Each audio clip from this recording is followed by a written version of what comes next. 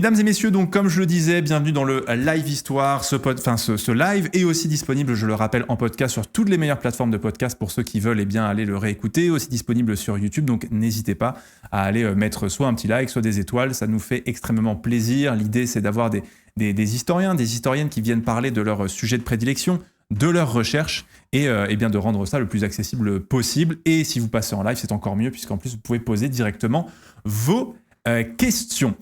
On est donc avec Pierre-Yves Beaurepaire. Pierre-Yves Beaurepaire, vous êtes professeur d'histoire à l'Université Côte d'Azur. Oui, c'est ça, à Nice. À Nice, exactement. Et vous avez écrit notamment un dernier livre qui s'appelle Les sociétés secrètes, des Rose-Croix aux Anonymous. Et donc voilà, vous retracez justement l'histoire de ces sociétés secrètes. Et on va essayer de retracer un petit peu avec vous l'histoire d'une d'entre elles en particulier, qui a été aussi l'objet d'un de vos précédents bouquins donc sur les Illuminati. Donc on va parler des Illuminati ce soir, mais vous allez le voir de pas mal de sociétés secrètes de manière générale. Vous allez voir que ça se recoupe.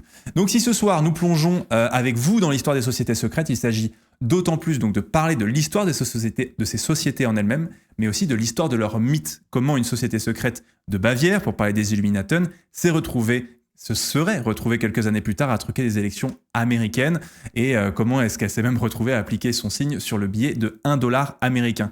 Comment, à travers nos croyances, mais aussi les livres, les films et les jeux vidéo, nous entretenons ces mythes qui mutent à des moments opportuns au gré des crises de notre histoire. La première question que j'ai envie de vous poser, Pierre-Yves Beaurepaire, c'est comment est-ce qu'on en vient à travailler sur les sociétés secrètes ? Est-ce que c'est une... Parce que c'est vrai que c'est quand même un sujet de recherche assez étonnant. Oui, tout à fait. C'est pas neutre en tout cas. Moi, ce qui m'a intéressé, c'est que travaillant sur le siècle des Lumières, au XVIIIe siècle, sur la sociabilité, sur la franc-maçonnerie, sur les voyages, j'ai rencontré très tôt des références aux sociétés secrètes, aux secrets, avec un S minuscule, un S majuscule. Déjà, il y avait tout un imaginaire extrêmement présent à cette époque-là, avec beaucoup d'iconographie. Et comme je lisais aussi beaucoup de bêtises, mais souvent les bêtises sont liées à l'ignorance, hein, tout simplement. Hein.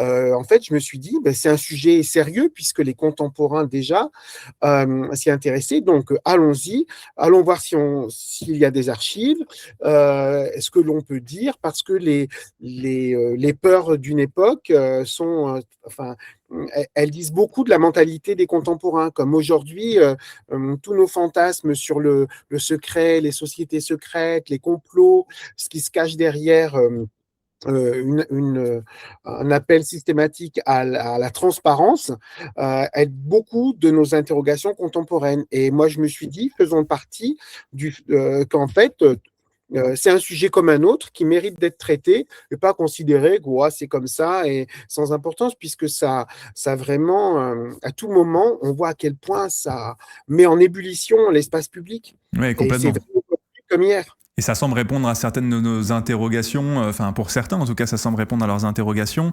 Et justement, vous parlez que ça survient à chaque fois au moment de crise, qu'on appelle ce genre de théorie, on peut le dire. Aujourd'hui, on parlerait de théorie du complot. Est-ce que vous vous souvenez quand vous avez commencé à travailler dessus, est-ce qu'il y a eu un événement en particulier peut-être qui vous a fait ressurgir dans l'actualité, les francs-maçons, les Illuminati ? Ah, oui, complètement, parce que je me souviens du moment où il y a longtemps, hein, il y a 25 ans de ça, hein, je me souviens un moment où je réfléchissais, je travaillais sur la manière dont les francs-maçons se baladaient dans le monde entier, inventaient les moyens de communication, etc. Il y avait déjà l'idée qu'il y avait eu un scandale, mais complètement oublié, hein, je ne me souviens même pas du détail, un scandale de pollution en Méditerranée avec des fonds publics qui avaient été détournés. Et le commentaire, c'était sur France 3 à l'époque, le commentaire, c'était ça doit être, il y a un vrai complot derrière, il y a une véritable franc-maçonnerie. Ouais, je ne voyais pas bien le rapport entre la franc-maçonnerie et la pollution. Et en fait, et c'est pour tout comme ça, et pas simplement en disant oui, mais alors il y a les médias sérieux et le reste. Non, non, c'est une vision globale du monde. Et moi, j'ai déjà eu, alors que je travaille sur des sujets tout à fait sérieux, etc., j'ai déjà eu des collègues, alors maintenant ils le font moins, mais qui m'ont dit avant, mais quel sujet, comment est-ce qu'on peut travailler là-dessus, etc. Ou alors, dire, pour avoir les archives, il faut forcément faire partie de ces sociétés secrètes. Ah oui, Donc, en plus de ça, donc il y en avait ah aussi oui, qui vous ont accusé de faire partie de ces sociétés ah secrètes. oui, oui, oui, oui, oui, et Eh faire ben, de la promotion. initiez-nous ce soir, Pierre-Yves Beaurepaire, à ces sociétés Essayez. secrètes. Voilà, nous allons tous s'initier ce soir. J'espère que vous êtes prêts. Vous serez tous, en tout cas, au courant. Cette fois-ci, on ne pourra pas dire qu'on vous aura pas prévenu. Donc non, c'est un sujet qui est vraiment absolument passionnant. Et justement, c'est quand même, on parle un peu de secrets, on parle un peu de mythes aussi. Mais ce qui est intéressant, c'est comment est-ce qu'on du coup, moi, ce qui m'intéresse, c'est le travail des sources. Quelles sont les sources, justement? Comment est-ce qu'on arrive à... parce qu'il y a un vrai travail de question des sources. Même, j'ai envie de dire, quand il y a des enquêtes qui sont menées sur ces sociétés secrètes, comment est-ce qu'on arrive à se départir des sources policières, par exemple, qui sont, on va dire, les ennemis de ces sociétés secrètes, qui essaient de les retrouver, par exemple? Oui, c'est une très très bonne question parce que justement pendant longtemps, on a avant tout travaillé un peu par paresse sur les sociétés secrètes, que ce soit 17e, 19e ou jusqu'à aujourd'hui, à partir des archives policières. Et souvent, elles ont un effet grossissant parce qu'en fait, c'est pas neutre de travailler sur le secret, la société secrète. Moi, j'en suis arrivé à la conviction qu'il y a souvent des formes d'auto-intoxication. C'est-à-dire, vous les cherchez partout, ben finalement, vous finissez par voir un certain nombre de connexions qui sont possibles, mais pas réelles. Ils sont 20 ou 100, vous allez imaginer qu'ils sont 1000, 5000, et puis c'est aussi une façon de se faire mousser. Et ça, c'est vrai à différentes époques, et on peut vraiment... et au bout d'un moment, ben, vous finissez par être vous-même... pris par ces théories du complot que vous évoquiez. Ça, c'est le premier aspect. Et puis, je pense qu'il y a un aspect qui est vraiment important. Pendant longtemps, là aussi, en histoire, on considérait que à l'histoire, c'est les faits. En fait, l'histoire, c'est pas ça. Hein. C'est ça qui nous a rendu souvent l'histoire barbante quand on était au collège et au lycée, avec des questions de date. En fait, notre présent aujourd'hui, c'est l'histoire de demain. Donc, l'histoire, c'est du vivant. Et ce que je veux dire, c'est que on faisait comme si l'histoire, c'était les faits avérés, etc. Et puis, tout ce qui relevait du mythe, comme vous l'avez dit, ben finalement, c'était de la fiction, du Du fantasme, et ça folklore. n'avait, voilà. Et donc, il ne fallait pas s'y intéresser. Alors qu'en réalité, moi, ce qui me frappe sur les sociétés secrètes, c'est en permanence la correspondance entre les deux.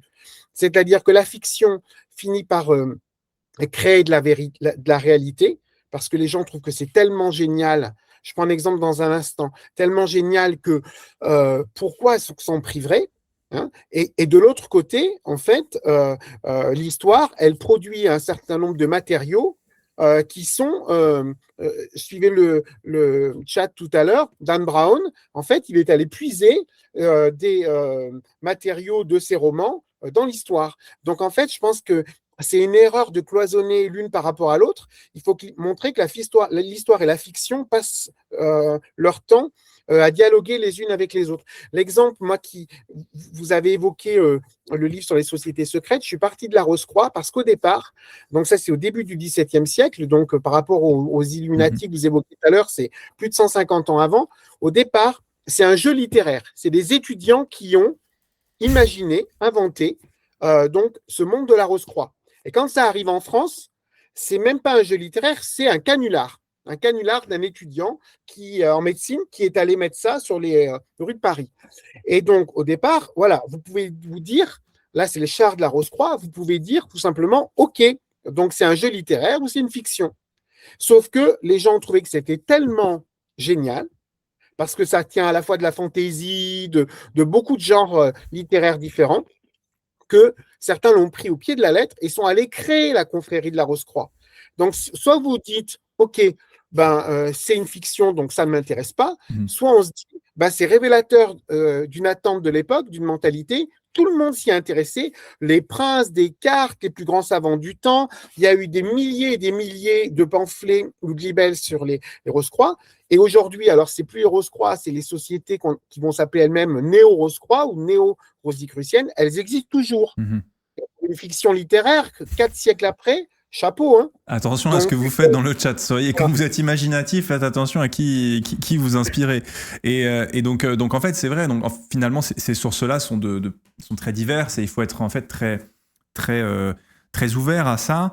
Mais comme vous le disiez aussi, en fait, il faut faire à la fois attention à cet effet grossissant quand on regarde certaines sources, notamment les sources policières, et il faut faire aussi attention, l'historien ne sont ni les cœurs ni les âmes. Donc comment est-ce qu'on arrive, quand on a ces mythes qui semblent infusés comme ça dans la société, comment est-ce qu'on arrive à en comprendre leur réelle portée au sein d'un opinion publique qui est déjà aujourd'hui compliqué à sonder, mais alors dans l'histoire, c'est encore plus délicat. Ouais, là aussi, je trouve que c'est une très bonne question parce que c'est celle qu'on doit se poser d'abord. C'est-à-dire que l'histoire, ça appelle à l'humilité. Pour une raison très simple, c'est que vous parliez de sources, on ne connaît pas tout. On en trouve sans arrêt de nouvelles, mais on en trouve sans arrêt de nouvelles qui viennent conforter ce qu'on dit, et puis parfois pousser à corriger un certain nombre de choses, à revoir un certain nombre de choses. Et puis en plus, l'histoire d'une époque donnée, on la lit forcément avec, on est d'ici et maintenant. Forcément avec nos têtes et nos vécus d'hommes et de femmes du 21e siècle. Et ça, il ne faut jamais l'oublier aussi. Donc, il faut faire un effort pour se mettre de leur point de vue. Pas de jugement de valeur parce qu'en fait, ça ne sert à rien. Ce n'est pas du tout ça le sujet. Ce n'est pas dire les gentils, les bons, etc. Après, chacun peut penser ce qu'il veut, mais comprendre le mécanisme. Et puis aussi, moi, ce qui me frappe beaucoup, parce que on se dit les sociétés secrètes, il n'y a pas de documents. En fait, ils sont extraordinairement bavards. C'est-à-dire qu'ils aiment beaucoup se raconter. Ils aiment beaucoup se raconter ce qu'ils font. Vous posiez la question de la secte tout à l'heure. Il y a quand même certaines sociétés secrètes où le fondateur, le leader charismatique, etc., est quasiment un gourou. Hein. Dans le cas des Illuminati, devenus Illuminati dans le mythe, hein, Adam Weishaupt, leur fondateur, il se prend pour Jésus quand même, hein, et il dit à ses principaux lieutenants qui sont ils sont ses disciples, ils vont aller évangéliser, enfin, voilà. Il faut imaginer la part d'ego aussi d'un certain nombre de gens. Il y a des gens aussi qui sont en conflit dans ces sociétés. Il y a à la fois des choses qui les unissent très fortement, mais il y a aussi des conflits. Et le conflit, c'est bien pour l'historien parce que ça laisse de la trace. Ça laisse du papier, ça laisse des commentaires. Et moi, je pense aussi que sur des sujets comme ça, les listes de membres, par exemple, quand on les a, ça ne dit pas forcément grand-chose. Parce que, bon, vous avez pu venir et puis pas être présent, etc. Alors que quand des gens écrivent, à l'époque, on écrit beaucoup de lettres, comme aujourd'hui, on ferait des dizaines et des dizaines de mails. Pensez aux affaires contemporaines. On produit énormément de témoignages. On ne sait pas si on les sauvegardera aussi bien que c'est les... compliqué avec le numérique. Voilà. Mais il y a énormément de témoignages. Et ces témoignages-là, ils disent beaucoup aussi de la manière dont ils vivent leur engagement. Oui, ça va être intéressant de comprendre aussi la nature de ces engagements-là aussi. Il va falloir, on va en parler. Les Illuminati, les Illuminaten sont un très bon exemple et on va y retourner dans quelques instants. Il y a Maxou qui pose une question et c'est une question qu'on avait un petit peu abordée avant qu'on ait ce live ensemble. Maxou pose la question, dans l'actualité, l'affaire Epstein ne serait pas un bon modèle d'étude de société secrète pour comprendre un peu les mécaniques de cette société, les impressions que cela engendre dans notre société. Pouvoir, population, journalistes. Je ne sais pas si c'est aller trop loin ou hors sujet. Non, c'est une très bonne question. Qu'est-ce qu'on en pense ? C'est vrai que l'actualité de l'affaire Epstein nous pose aussi justement les questions de ces réseaux-là. Et du coup, se dit, est-ce qu'il n'y a pas encore ces grands mouvements qu'on n'arrive pas à saisir et nourrit du coup toutes ces théories-là ? Alors ça, je pense que c'est aussi... je pense que c'est une très bonne question. Et puis en histoire, il y a une dimension... il y a une dimension sociale de l'historien, c'est-à-dire ça aussi et nous éclairer nos contemporains, donner les éléments donc pour percevoir un sujet, puis après chacun de nous se fait son idée. Mais moi je pense qu'il faut l'aborder effectivement comme ça. Alors pas comme une société secrète, parce que pour moi ça fonctionne pas comme une société secrète. Il y a qui a ses codes, ses rituels, etc. Mais comme un réseau qui à la fois qui a sa part secrète, y compris dans ses pratiques, on voit bien sexuelles, etc., ou aussi financières, certaines étant connues, d'autres pas. Donc, il y a une partie immergée de l'iceberg et qu'en même temps, il y a toujours une dimension à la fois mondaine, connue, etc. Donc, la face émergée de l'iceberg, ça, moi, j'y crois tout à fait parce que ça fonctionne vraiment comme ça. Et au cœur du rapport au secret, il y a à la fois l'idée d'en être, de faire partie Mhm. de ces groupes. Ils peuvent être des milliers, hein, comme chez Epstein, hein, mais avec des gens premier cercle, deuxième cercle, etc. Donc, c'est vraiment un réseau qui se déploie avec à la fois des sous-groupes, des connexions qui marchent très bien, d'autres qui sont vraiment épisodiques. Enfin, je pense que l'analyse, ce qu'on fait en analyse des réseaux, permet vraiment de suivre le type de fonctionnement euh, et euh, euh, et donc ça, je pense que c'est vraiment quelque chose d'important. Et en plus, ça vient accréditer aux yeux du plus grand nombre le fait, mais ça aussi, ça a 3 siècles, hein, Mhm. qu'il y a des réseaux secrets Ah oui, c'est un petit qui peu tirent les ça, ouais. ficelles. Mhm. Voilà, et c'est un mélange entre le pouvoir, le scandale, et puis alors ça dépend des sociétés où c'est présent, le sexe Mhm. qui est aussi une forme de pouvoir, hein, de toute Complètement. façon, de domination. Donc voilà. Euh, euh, moi, j'ai un berger australien, il prend un peu plus de place que Oui, oui. Bah, le c'est vrai chat. là, c'est l'heure de la pâtée, donc du coup, Voilà. il y a une envie de Euh, ça. donc, voilà, c'est important cette association. Donc oui, oui, c'est très, très éclairant parce que ça participe à la fois aussi de la révélation. Vous voyez, vous l'aviez sous les yeux, vous étiez tous au courant, Oui. et pourtant c'était caché. C'est-à-dire que le secret, justement, parfois il est tellement omniprésent qu'on ne le voit pas.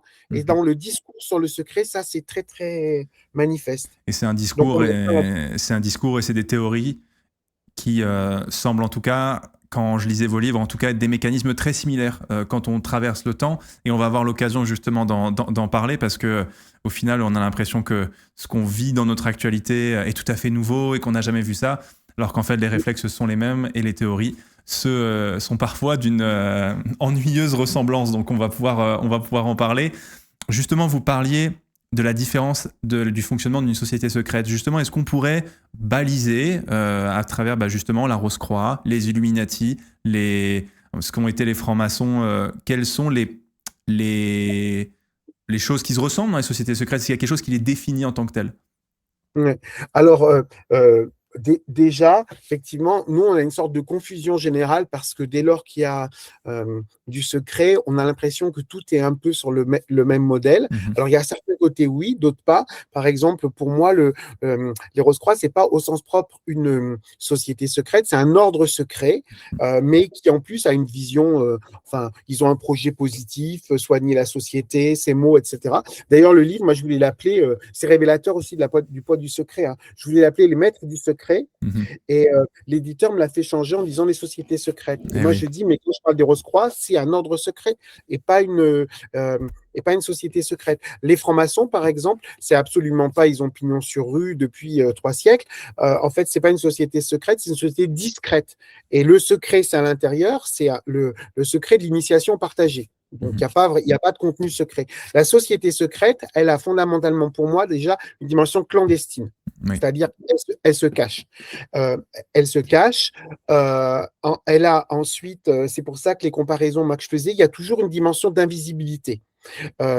Les Illuminateurs, par exemple, c'est des noms d'ordre, c'est des noms secrets. Parfois, ça peut être dans le Ku Klux Klan, c'est la capuche. Mhm. Euh, les Rose-Croix, ils sont aussi, même si c'est un ordre secret, ils ont aussi une dimension de se rendre. Ils ont supposément avoir le pouvoir de se rendre visible ou invisible. Donc Mhm. ça, en plus, ça fantasme beaucoup. Euh, Comme leur symbole, ben, c'est le phénix, on l'a jusque dans la dimension, on l'a jusque chez Harry Potter, hein, avec l'ordre du phénix, mais Oui. c'est eux qui inventent le phénix, hein. Mhm. Donc, comme dimension de renaissance d'un ordre secret. Donc la clandestinité pour se protéger, la dissimulation du visage, du nom, de ce qu'on veut être, changer de nom en permanence, beaucoup d'écrans, de fumée, comme ça, et puis comme on craint, parce qu'on est clandestin, qu'on a fait le choix de la rupture avec la société, qu'on craint la descente de police, les persécutions, etc., il y a des formes d'agrégation dans le groupe, c'est-à-dire avec des rituels, souvent très forts, on est menacé de toutes sortes de choses, mais souvent c'est symbolique, hein. Mhm. Si jamais on trahit, il faut vraiment que le groupe fasse corps, donc face au reste du monde. C'est ça l'idée. Et il y a aussi, c'est pour ça que je parlais d'ego tout à l'heure, il y a une formidable sensation de pouvoir. Parce que vous, vous avez accès au secret, vous, vous connaissez le sens caché des choses, alors que vous et moi, on passe devant et on verra rien. Mhm. Oui, c'est ça, on voit Et pas les signes. c'est ça. Et moi, je crois que ça joue énormément. Vous disiez, donc on peut pas forcément mettre la Rose-Croix dedans, on peut pas forcément mettre les francs-maçons dedans. Donc pour vous, qui sont peut-être ces sociétés secrètes qui ont existé un temps vous parlez du Ku Klux Klan notamment, est-ce qu'il y en a d'autres? Oui, alors ce qui est intéressant, c'est qu'en fait, comme vous disiez tout à l'heure, finalement, il y a une forme de banalité, c'est-à-dire qu'une fois qu'ils ce mécano-là que j'évoquais, clandestinité, Mhm. etc., est là, ils passent leur temps à se pomper les uns les autres. Ils passent leur temps à aller rafler les symboles, les références, etc. Donc, il y a quand même un lien entre tout ça, hein, parce que d'abord, il y a un ordre secret, comme je disais tout à l'heure, qui au départ une fiction, mais qui marche tellement bien. Les francs-maçons, là, leur succès, c'est que c'est des dizaines de milliers de membres à l'époque où on n'a pas le droit de se réunir. Eux, ils ont énormément de symboles. Alors, bien évidemment, c'est une sorte de supermarché où ensuite on va aller chercher ça. On va aller chercher ces références-là. Ça commence à la fin du XVIIIe siècle, précisément avec les Illuminateurs, futurs Mhm. Illuminati. Là, ils sont allés pomper tout le monde, y compris les ressources donc en termes humaines, hein, c'est-à-dire prendre un certain nombre de membres, même quand ils n'étaient pas au courant. Donc ça, c'est chez les francs-maçons. Vous avez les Carbonari, donc toutes les sociétés complotistes du premier 19e siècle, hein, grosso modo après Waterloo et 1815, pendant l'époque des restaurations, il y a une sorte de régime, il y a des régimes ultra conservateurs en Europe, et donc ceux qui veulent lutter contre eux, ils s'appellent eux-mêmes des libéraux, mais c'est au sens de se libérer. Ils disent il faut forcément comploter secrètement. Mhm. Et eux, ils veulent vraiment, c'est du complot. Hein. Alors pour le coup, c'est pas du fantasme, c'est une réalité, faire du complot, des conspirations, des attentats, etc. Et donc, eux, ils sont obligés de vivre dans la clandestinité parce ils risquent leur vie, hein, tout Mhm. simplement, hein, s'ils se font prendre. Et ça, cette dynamique-là, elle ne fait qu'augmenter au cours du 19e siècle.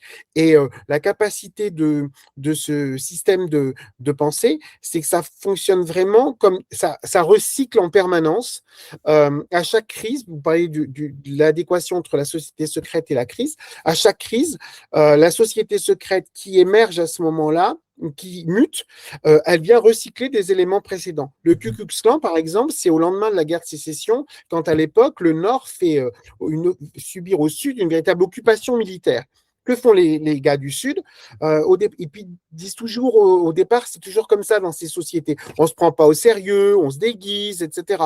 Mais on finit par y croire, on finit par se donner un certain nombre de noms. Alors chez eux, c'est grand sorcier, sorcier impérial, faucon de la nuit. Il y a aussi les noms hein, qui doivent claquer là-dedans et impressionner les gens. Et en fait, ils recyclent. Certains ont été étudiants, donc on leur a parlé des sociétés, des cultes à mystère dans l'Antiquité, des sociétés secrètes.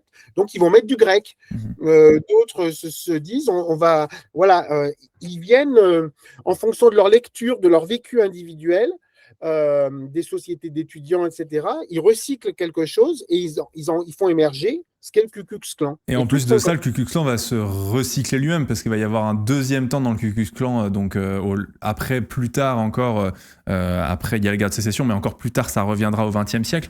Donc parfois on recycle déjà le Ku Klux Klan et on le refait ressortir quelques années après, quoi. complètement. Mhm.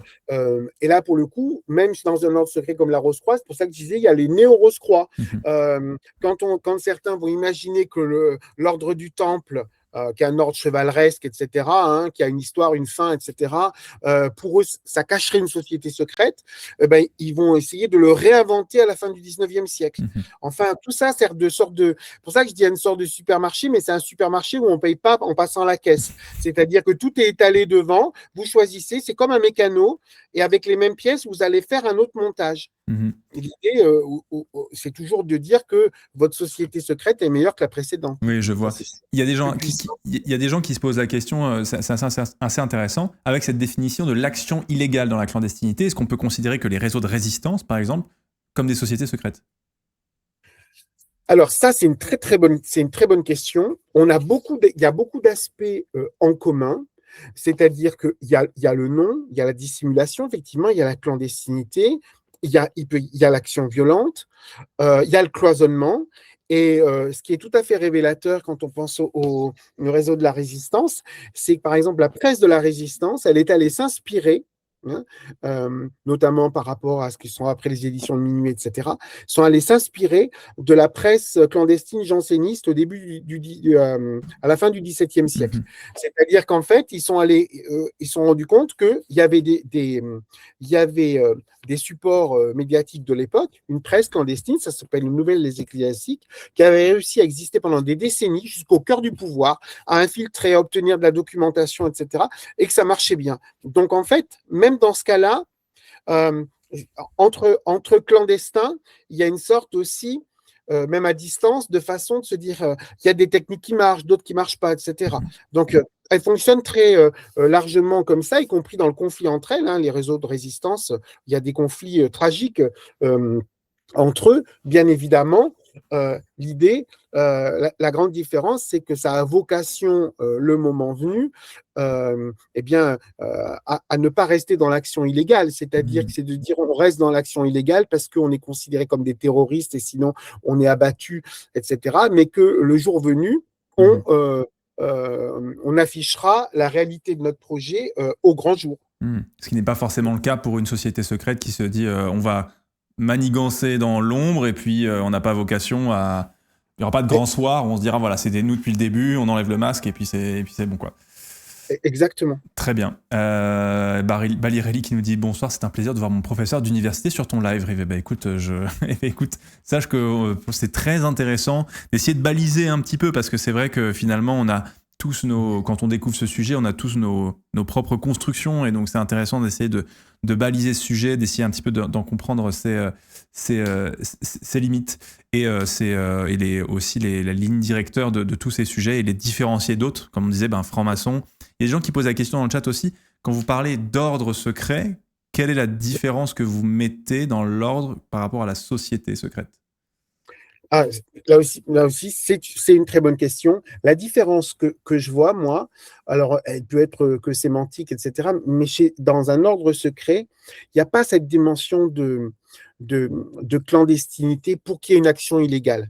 C'est ça la différence. Secret parce que dans le cas des Rose-Croix, ils considèrent que c'est trop tôt pour se dévoiler. Mais après tout, ils publient des manifestes. On parle des manifestes de la Rose-Croix des années 1614, 15 et 16 qui ont un succès monstrueux.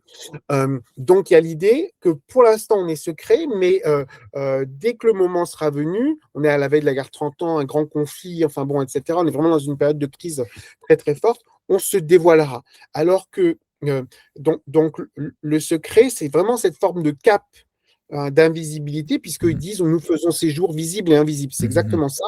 Mais c'est temporaire. Alors qu'en fait, la société secrète, elle vit que pour la clandestinité, la manigance dont vous parliez, etc. C'est ça la différence que je fais entre les deux, c'est que leur philosophie est fondamentalement différente. C'est-à-dire que la société secrète, elle a une dimension conspirationniste que l'ordre secret n'a pas forcément.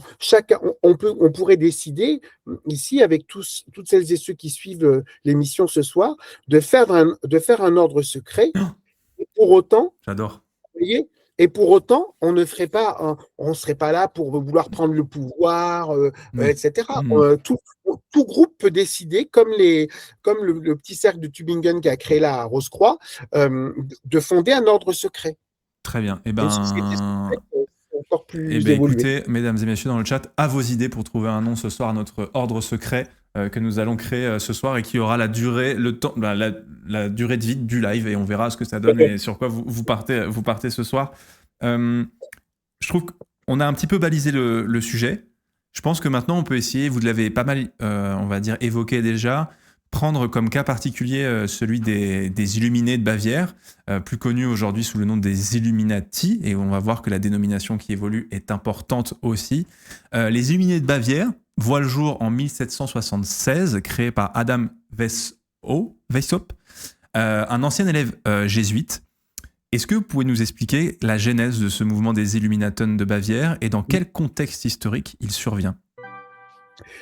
Tout à fait. Alors, ce qui est intéressant dans le cas, alors oui, quand on dit Illuminaten, c'est parce qu'ils sont nés vraiment sous ce nom-là en Allemagne. Et puis un beau jour, 20 ans après, quand le mythe a pris le pas sur l'histoire, ben, c'est devenu Illuminati parce que c'était un Écossais qui a utilisé un terme influencé par le latin et il a dit voilà, c'est les Illuminati et c'est resté. Et comme vous disiez, en France, c'est les Illuminés de Bavière.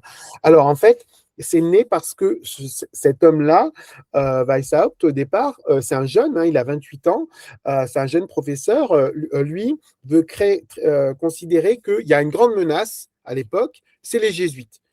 Et c'est assez étonnant parce que le pape lui-même les a supprimés, les jésuites, 3 ans plus tôt. C'est-à-dire qu'il faut bien imaginer que les gens qui pensent société secrète, ils sont eux-mêmes aussi influencés par les théories de la conspiration, par penser en termes de complot. Voilà. Il est né en 48, comme c'est indiqué en dessous.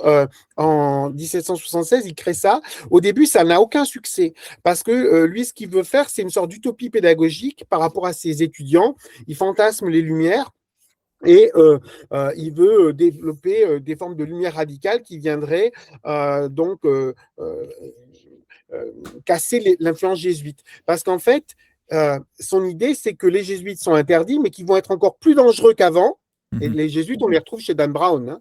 Hein. Ils sont encore plus dangereux qu'avant parce qu'ils vont devoir avancer masqués.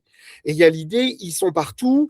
Cette compagnie de Jésus, elle a des influences partout. Elle est en même temps, elle a été pendant plusieurs siècles confesseur des princes. Donc, ils ont accès à des secrets, bien évidemment, très bien gardés, enfin, etc., etc.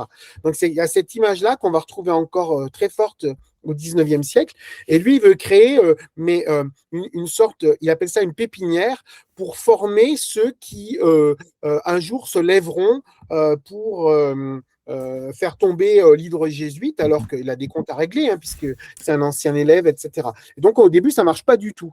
Et puis, finalement, un de ses lieutenants, un de ceux qu'il appelle à évangéliser, va dire, il s'appelle Knigge, il va dire, mais attendez, vous avez à côté de vous des milliers et des milliers de francs-maçons, des centaines de loges. Alors eux, ils n'ont pas la dimension secrète, mais ils sont habitués au secret de l'initiation, à une forme de discrétion. On a déjà recruté des gens qui font partie des élites. C'est là-dedans qu'il faut aller piocher.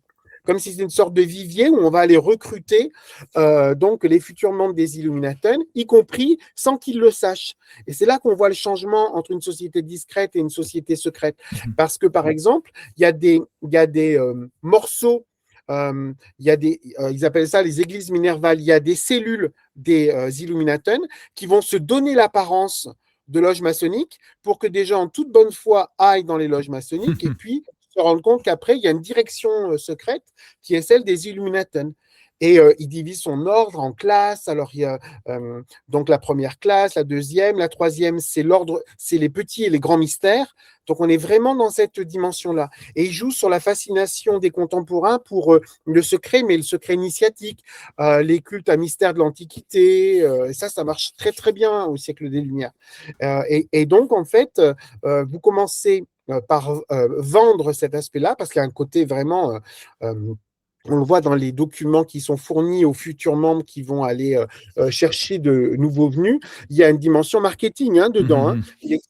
C'est très novateur, encore plus pour une société secrète. Il dit, vous allez par exemple faire miroiter ce que aux nouveaux adhérents, ce que le secret permet de faire, diriger ses contemporains, connaître donc les arcanes du pouvoir. Il a parfaitement compris, il est totalement mégalo, mais il a parfaitement compris que le secret, ça fait peur, mais le secret, ça fascine aussi. Et ça attire vers la société secrète de nouveaux membres. Et on passe de 5 au début, à dès qu'on commence à piocher justement dans les ressources de la maçonnerie, on passe entre 2000 et 3000 membres identifiés aujourd'hui. Pour une société secrète, c'est beaucoup. Hein. Oui, pour rester secret, c'est compliqué.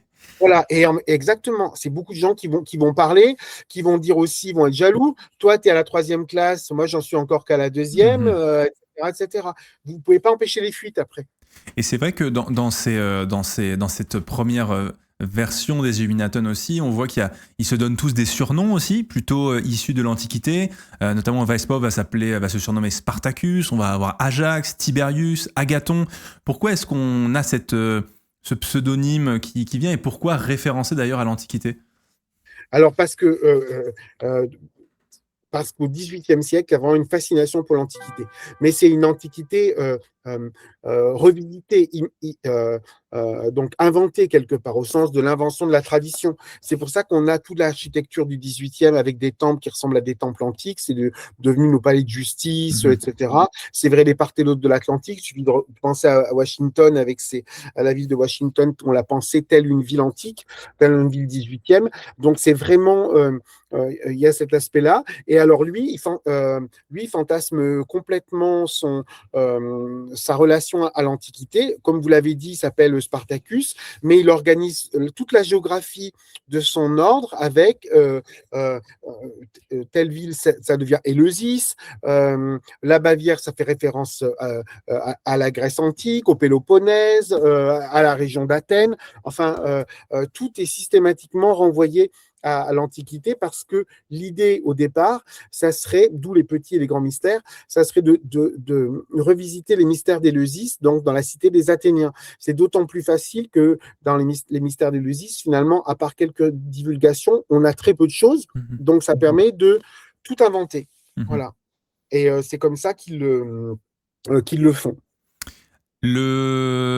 Il y avait une question dans le chat de Ergovius qui nous demandait est-ce qu'il y a une dimension religieuse, vu qu'il y a un côté anti-jésuite, ou peut-être justement une volonté plutôt anticléricale chez les Illuminatons?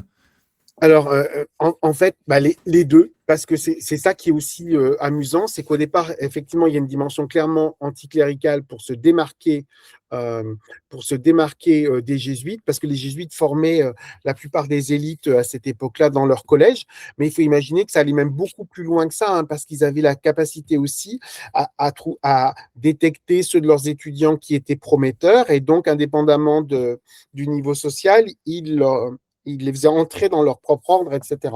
Donc, il y a une dimension clairement anticléricale, d'apprendre aussi, de faire découvrir aux membres la littérature matérialiste, voire athée, hein, du XVIIIe siècle, qui est très minoritaire, mais il n'empêche que degré par degré, parce qu'il sait bien que si on le fait trop tôt, on effarouchera les jeunes membres qui vont se dire on va avoir des problèmes, etc. Donc, une fois qu'on se rend compte qu'ils sont bien dans le bain, il dit voilà, là, on peut leur faire découvrir telle ou telle chose. Donc, ça, c'est vrai. Mais dans le même temps, ça fonctionne clairement comme une sorte d'église parallèle. Le premier ordre, hein, il fait référence à Minerve, donc une divinité païenne, hein, antique. Pour autant, il s'appelle l'église minervale. Voilà. Les derniers grades dans la troisième classe, c'est petit prêtre et grand prêtre, c'est mage. Donc en fait, vous avez l'impression que ils sont tellement. C'est pour ça que là, ça confine à la secte. Hein. C'est-à-dire qu'en voulant se démarquer de l'Église officielle, et puis la Bavière est très catholique dans l'Allemagne de cette époque-là, qui elle est à majorité protestante, eh bien en fait, il recrée une forme de religion de substitution dont lui serait le grand prêtre, très clairement. Oui, complètement. Justement, on parle de 2000, 3000 personnes, comme vous le disiez, au moment où ils sont le plus nombreux. Vous disiez que ça parle, mais est-ce qu'on produit aussi du contenu culturel? Est-ce qu'on écrit? Est-ce qu'on peint chez les Illuminatons? Alors, on peint pas du tout, parce que leur seul symbole, c'est une petite chouette, la chouette de Minerve, pas du tout terrifiante. C'est pour ça qu'après, quand vous regardez aujourd'hui ce que sont les Illuminati, c'est tout autre chose, parce qu'on est allé chercher ailleurs leur symbole, parce qu'une société secrète sans symbole, sans nom qui claque, au début, vous l'appelez l'ordre des abeilles. C'était moins sexy que Illuminaton ou Illuminati. Voilà. Donc, en fait, le côté frappant, visuel, voilà, on voit cette petite chouette là sur un livre vierge, et elle est censée dire, en fait, donc à travers mes yeux, les aveugles voient. Donc on est vraiment dans l'idée d'une logique, donc pour d'éclairer le monde face aux ténèbres, à l'obscurité. Donc ce qui est tout à fait révélateur, je pense que c'est cette dimension-là, et après coup, il y a aussi le fait de... moi, je verrais ça vraiment par la mégalomanie de de développer ensuite une vision tout autre qui est celle d'un leader qui, quand il voit que finalement son projet qui marchait pas bien au début prend des centaines et des centaines de membres, il y a des princes, il y a des ministres, etc., commence à imaginer toutes sortes de choses. Et il faut savoir que parfois, quand il subdivise donc son système, il dit, donc il y a des rituels avec pour des initiations. Il dit en allemand, il dit nicht noch gemacht, pas encore fait. C'est-à-dire que il a l'image de l'arborescence, mais il ne sait pas quoi mettre derrière parce que ça se développe tellement vite. Voilà. Donc je pense que c'est ça qui joue et donc ils produisent beaucoup. Ils produisent des cahiers pour expliquer à chaque grade ce qui va se faire. C'est qu'ils se croient à l'école en fait. Ça aussi, c'est révélateur dans beaucoup de sociétés secrètes, c'est-à-dire que il y a tout un apprentissage, une formation. Tout le monde espionne tout le monde dans les Illuminati. Il y a des dizaines de tableaux, mais grands, enfin, ça serait des fichiers Excel d'aujourd'hui, où vous devez raconter, vous devez faire une sorte d'auto-analyse tous les mois pour dire qui vous avez rencontré, qu'est-ce que vous avez lu, qu'est-ce que vous avez pensé. Ah oui, c'est très précis ce qu'on leur demande de Oui, faire oui, quand oui. même. Oh là là. Et quand vous avez un recrutement, on vous demande, parce que forcément, il n'y a pas de photo, donc on vous demande, quand vous êtes un agent recruteur, de présenter celui que vous allez proposer, y compris son signalement physique. Donc, il y a des cases pour sa couleur des cheveux, Dieu, etc. Il y a un côté totalitaire avant l'heure, dans le sens où on veut tout connaître de tout le monde. Un jeune membre doit aussi parler de sa famille, de ses amours, de qui il connaît. Il y a vraiment l'idée, et là, on glisse clairement vers le côté secte chez eux. Ouais, C'est-à-dire, ça ressemble en tout cas à ça. Ouais. Il y a le côté surveillance, compréhension de l'individu, rentrer même dans la psyché de l'individu. tout à fait. Pour qu'on se rende compte, entre 1776 et ce texte de Adam Weishaupt, au moment où on arrive à 3000 membres, c'est combien de temps environ? C'est 10 ans, c'est rien. C'est rapide, hein. Surtout que ça commençait, comme je dis, ils étaient 5 membres au départ, parce que ça, forcément, des utopies pédagogiques influencées par l'Antiquité au XVIIIe siècle, mais il y en a des centaines. Donc ça n'a rien de neuf. C'est au moment où Knigueux, qui en plus, l'autre va être assez moche avec lui, mais c'est classique de dire finalement il a dévoyé mon projet, etc. Ils vont s'engueuler les uns avec les autres. Il y a beaucoup de scissions dans ces sociétés secrètes, de trahison, etc. Et en fait, c'est à ce moment-là que les effectifs explosent. Mais l'autre n'a jamais renoncé, le fondateur, Spartacus, n'a jamais renoncé à cette rupture avec son époque. C'est pour ça qu'il a choisi Spartacus, vraiment celui qui voulait désenchaîner les esclaves et ceux qui étaient dominés dans le monde romain. Donc, sa référence, c'est la Grèce, mais de manière générale, c'est l'Antiquité. Justement, vous parlez de 10 ans où cet ordre va se développer, mais va y avoir, si les jésuites n'ont pas oublié Adam Weishaupt, et notamment un certain abbé Baruel, qui va écrire un texte très important qui s'appelle Ses mémoires, donc, pour servir l'histoire du jacobinisme, et qui va faire basculer aussi ce destin des Illuminati, des Illuminés de Bavière. Qu'est-ce que c'est que ce texte? Qui est l'abbé Baruel et quel était son dessein en écrivant ses mémoires? Oui, alors ça aussi, c'est une bonne question parce qu'on passe finalement dans le monde d'après, c'est-à-dire que là, on était avant la Révolution française. 76, c'est le début de la Révolution américaine. Là, vraiment, il y a un changement complet de rapport au secret qui s'opère avec la Révolution. Parce que nous, on voit ça comme la Révolution française, mais c'est une révolution européenne. Il y a des tentations dans les îles britanniques, il y en a en Allemagne. Catherine II de Russie, quand elle parle de la Pologne, elle l'appelle la jacobinière. Donc, on voit du complot partout. On voit du complot partout. Ça, c'est la trame de fond. Et Baruel, c'est quelqu'un, effectivement, qui, en plus de ça, donc il a une vision complotiste de l'histoire, et il a un pendant en Angleterre qui est un naturaliste, on dirait un biologiste aujourd'hui, John Robison, qui est lui qui va forger le nom d'Illuminati. Donc Baruel, c'est l'Illuminati de Bavière, et chez les anglophones, puisqu'il est écossais, on a chez Robison les Illuminati. Et les deux font paraître leur livre exactement, à quelques semaines près en même temps, parce qu'ils veulent surfer sur cette vague-là. Comme parce par hasard, ils sortent en même temps. Bref. Exactement. Et il y a cette côté-là, parce que Robison est malade, et Baruel se dit, un bon chrétien, se dit, je vais réussir à faire sortir mon livre avant et donc avoir l'effet de primeur, quoi. Donc, surtout qu'il est réfugié à Londres à ce moment-là, donc il sait très bien ce qui se passe dans les îles britanniques. Mais ce qui est intéressant dans le cas de Barruel, c'est qu'en plus, il y a une vengeance personnelle, parce que comme le pape a supprimé l'ordre des Jésuites en 73, donc 3 ans avant la création des Illuminaten, qui ne sera rétabli qu'en 1814, à la première chute de Napoléon, pour lui, enfin, lui n'a jamais pu donc professer ses vœux pour être un jésuite complet. Il a dû attendre 1814. Et pour lui, ce qu'il a vécu et ce qu'ont vécu ses confrères, c'est la faute des philosophes, Voltaire, etc., des francs-maçons, alors qu'en même temps, il a eu de bonnes relations avec des francs-maçons anglais, mais ça ne compte pas pour lui, des francs-maçons, des sociétés de lecture, enfin de tous ceux qui, à un moment donné, ont voulu s'émanciper de l'orthodoxie, de la révélation, et de tu penses comme ça et pas autrement. Tous ceux qui ont voulu se libérer. Et un des agents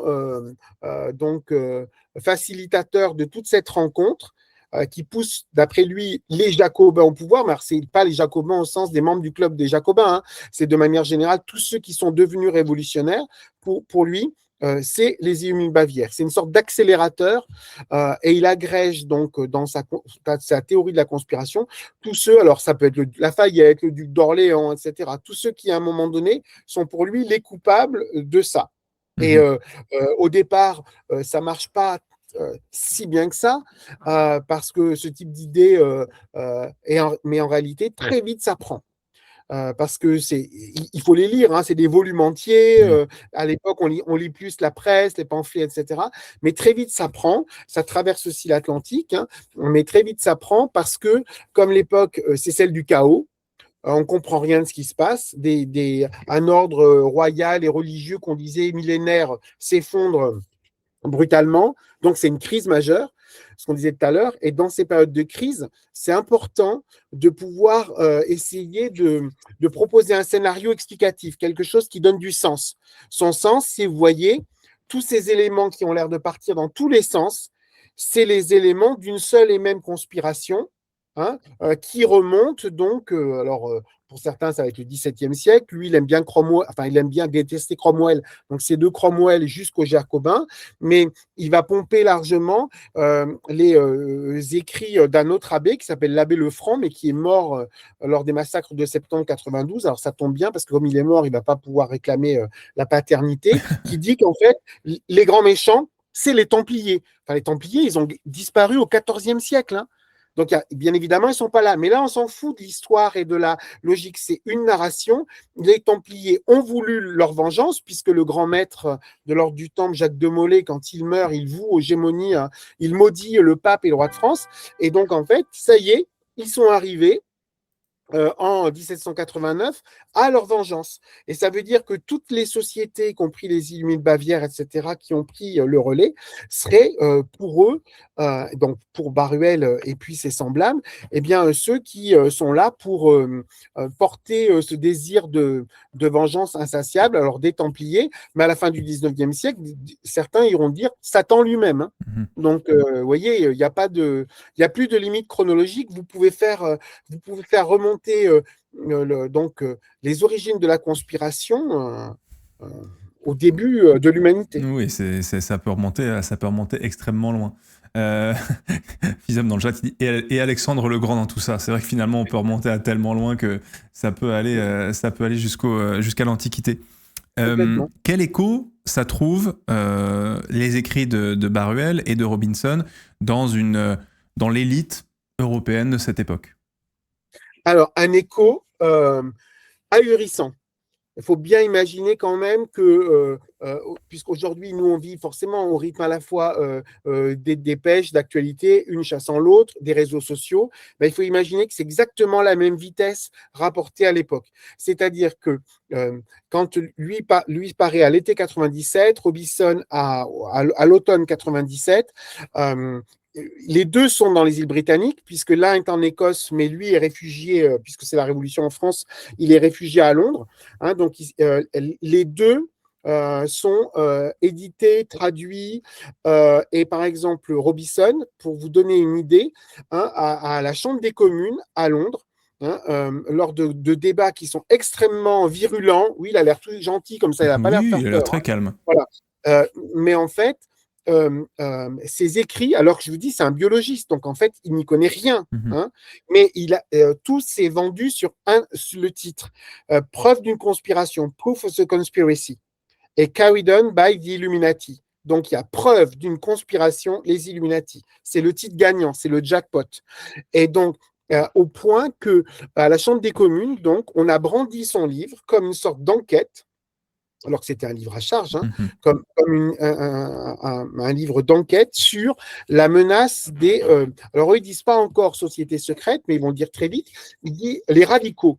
Et le terme de radicaux en Angleterre, radical, ça permet de mettre, c'est une sorte de mot valise où vous mettez tous ceux qui lutteraient contre les intérêts de la Grande-Bretagne, qui aimeraient trop les idées françaises, Mhm. etc.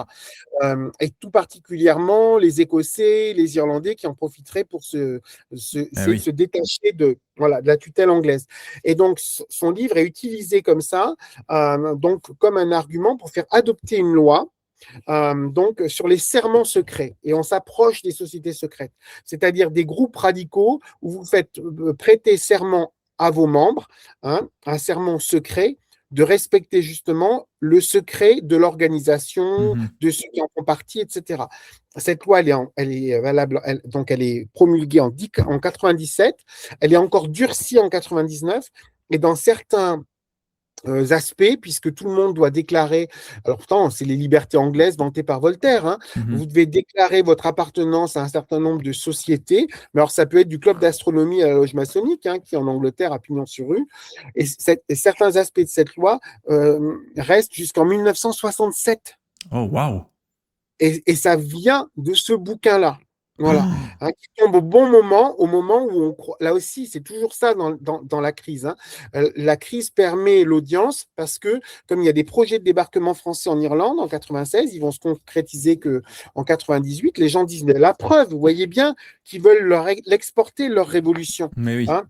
Et ils ont la cinquième colonne, ils ont des ennemis de l'intérieur, c'est ces radicaux britanniques qui tout simplement sont favorables à la Révolution française. Et en quelques semaines, là c'est transmanche, mais en quelques semaines, ça passe aussi de l'autre côté de Ah ouais. l'Atlantique.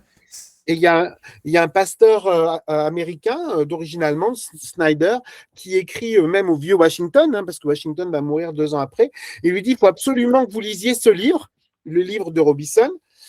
Et après, il parle du livre Baruel qui vient d'être traduit en anglais, parce qu'il dit, ils sont là. C'est-à-dire que les Illuminés de Bavière et les Illuminati ont traversé l'Atlantique et il faut absolument que vous, qui êtes le père de la nation, réagissiez. Et ce pauvre Washington, c'est quelqu'un de poli, il a eu la mauvaise idée de répondre.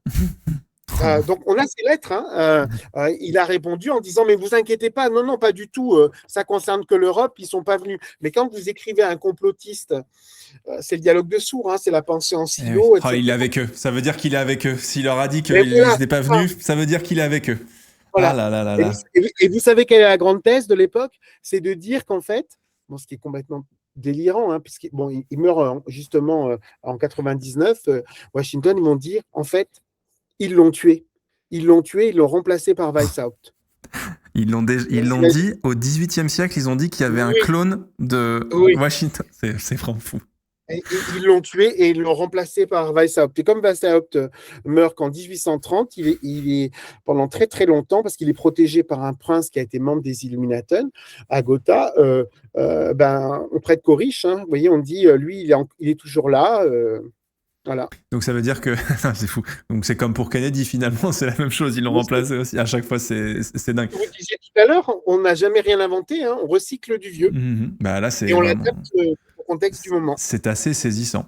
Donc c'est assez dingue. Donc, l'histoire de Robinson et celle de l'abbé Ruel, c'est vraiment l'histoire, en tout cas pour Robinson, d'un homme dont son histoire qui est un faux, on est bien d'accord avec ça, Proof of Conspiracy, Ouais. fait planer en Angleterre auprès des élites politiques de l'époque qui voient eh bien, des révolutions arriver en France, mais il y a aussi évidemment l'Amérique, les États-Unis, il y a aussi l'Irlande aussi juste à côté, fait planer la peur d'une sédition d'une partie de la population par le biais d'une société secrète et de serments qui seraient prêtés de manière secrète les uns aux autres pour pourquoi pas mener un jour une révolution en Angleterre. C'est quand même assez fou quand même.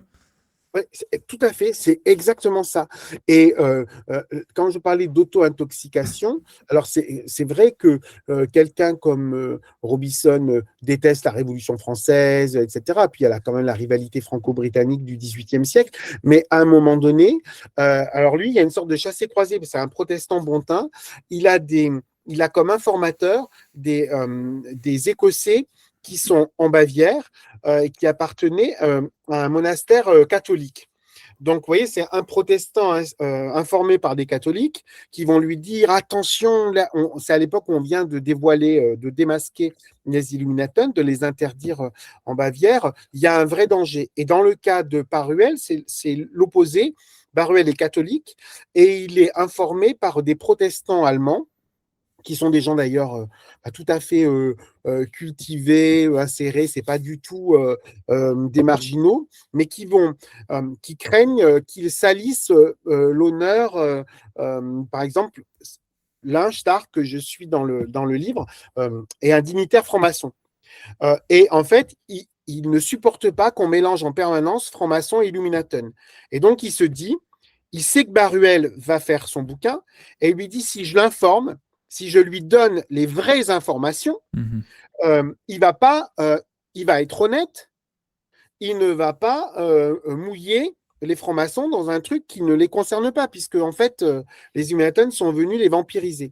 Et là, il y a une forme de naïveté, parce que bien évidemment, donc le gars et ses correspondants écrivent le bouquin pour Baruel à sa place. Baruel ne lit pas un mot d'allemand. C'est quand même embêtant pour parler des Illuminatons. Donc, il lui pose plein de questions. On a les cahiers dans les archives jésuites avant, à côté de Paris. On parlait des archives tout à l'heure. Il est tout à fait cynique. Hein. Il leur pose des dizaines et des dizaines de questions. Les mecs répondent aux questions, se les font traduire, etc. Et en étant persuadé qu'il ne mélangera pas tout. Et bien évidemment, une fois qu'il a eu réponse à ces questions, il raconte son histoire et elle fait le buzz de l'époque très vite et ça fonctionne. Donc oui, c'est exactement ça et c'est assez sidérant parce que il y a encore aujourd'hui une actualité il y a un centre de recherche sur Baruel en Italie, il y a une actualité des travaux de Baruel et Robinson absolument dingue et comme vous disiez, vous annonciez tout à l'heure, comme on va accuser les Illuminati d'avoir volé les élections présidentielle de 1800 aux États-Unis, ben forcément, à chaque fois qu'on parle d'élections truquées, volées, les Illuminati, paf, refont surface. Et si je peux me permettre, tout à l'heure, vous me demandiez pourquoi vous avez commencé. Ben, moi, ce que j'ai réalisé, c'est que quand j'avais 15 ans ou 20 ans, j'avais jamais entendu parler des Illuminés de Bavière. Et quand j'ai vu avec mes enfants quand mon fils est en terminale cette année, quand il était en CM2, il avait vu des jeux vidéo, des séries, etc., où on voyait la pyramide inachevée, l'œil qui voit tout. Et donc, en fait, voilà, c'est-à-dire qu'à la fin de la primaire et au collège, au lycée, et aujourd'hui, quand les collègues qui sont en quatrième ou en seconde enseignent les Lumières, on leur parle tout de suite des sociétés secrètes, des illuminés, des francs-maçons. Moi, je fais souvent des actions dans les lycées parce qu'on essaye justement de montrer les limites des théories de la conspiration, etc. C'était des cours, c'était des domaines où il y avait aucun sujet. Aujourd'hui, le sujet, il est très, très, très, très important. C'est dingue. Parce qu'il y a une présence des sociétés secrètes dans l'imaginaire collectif qui est énorme. Il y a Théo dans le chat qui dit c'est nous les collègues. Et oui, parce qu'il y a des professeurs d'histoire, géographie au lycée et au collège dans le chat. On se rend compte de ça quand vous parlez des Lumières. Et on les salue évidemment. Bien sûr. Vous avez parlé de l'œil inachevé, on va en parler parce que c'est des choses qui sont très intéressantes, la symbolique autour de toutes ces sociétés secrètes et notamment les Illuminati, pour le coup, c'est assez marqué. Mais est-ce que, avant de s'aventurer sur un peu plus en profondeur dans le mythe Illuminati, peut-être rapidement revenir sur la fin des Illuminatons en tant que tels, des Illuminés de Bavière, comment vont-ils prendre fin? Ils vont être dissous? Alors, justement, ce qui est très intéressant, c'est que ça, comme on le disait tout à l'heure, ça arrive brutalement. Ça arrive en 1784-85, donc vraiment à peine 10 ans après leur naissance, tout simplement parce que ça a connu trop de succès. C'est-à-dire qu'il y a eu des fuites. Quand les autorités bavaroises commencent à s'inquiéter quand elles voient qu'il y a des princes, parce que l'Allemagne est une mosaïque de plusieurs centaines d'États à cette époque-là, il y a des princes, il y a des ministres, qu'ils ont des projets, alors pour le coup, d'implantation, les complotistes le savent pas, mais imaginez que les Illuminati, ils ont vraiment eu le projet de s'installer en Amérique et d'appeler Mhm. leur projet secret Élysée. Élyséeum. Donc en fait, tout ça, donc ça, ils ne le savaient pas à l'époque, mais comme ils produisent beaucoup de papiers, ce qu'on disait tout à l'heure, beaucoup de projets, qu'aussi avec le succès, ben, ils commencent à faire moins attention. Vous vous laissez griser par votre succès. Finalement, on dit qu'il faut marquer un coup d'arrêt. Et alors, ils ont une attitude qui est totalement nouvelle. Les autorités ont une attitude totalement nouvelle par rapport à ce qui se faisait avant. Dans le monde d'Ancien Régime, quand il y a un problème, d'habitude, on punit discrètement, mais la plupart du temps, quand les gens sont puissants, pas de vague. Alors qu'en réalité, là, pas du tout. Le duc de Bavière et puis son gouvernement décident de publier les listes, font des descentes de police, de publier les listes, de dire qui il en est, qui en sont.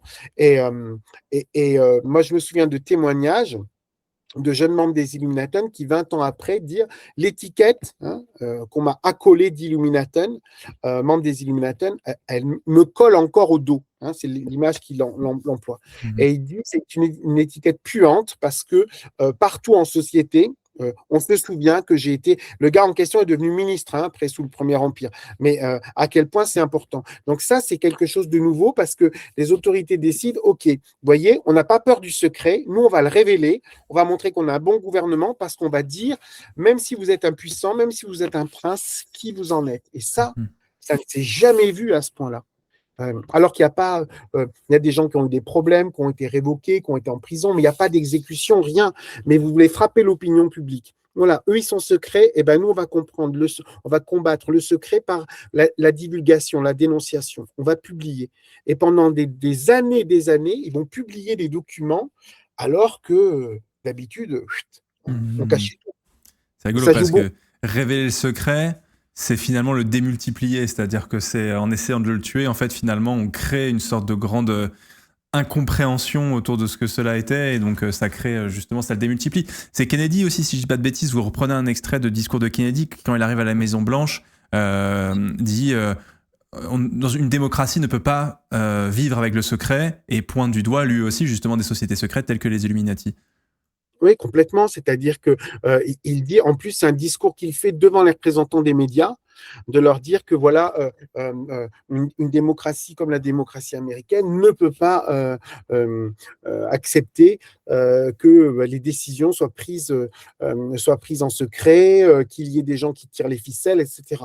Alors, quelque part, il y a une forme de naïveté aussi dans dire ça, d'affichage, mais ce qui est intéressant, c'est que, comme vous disiez tout à l'heure, ça démultiplie. Il suffit d'un témoignage comme ça pour que des gens vont dire, mais justement, derrière ça, c'est une sorte d'écran de fumée qu'on veut faire pour déguiser les vrais secrets. Et si je peux me permettre, pour faire un parallèle, quand je parle du discours de Kennedy, je fais le parallèle avec Benjamin Disraeli, qui est un premier ministre anglais qui a été très influent sous Victoria, c'est au 19e siècle, mais c'est aussi un homme de lettres, Disraeli.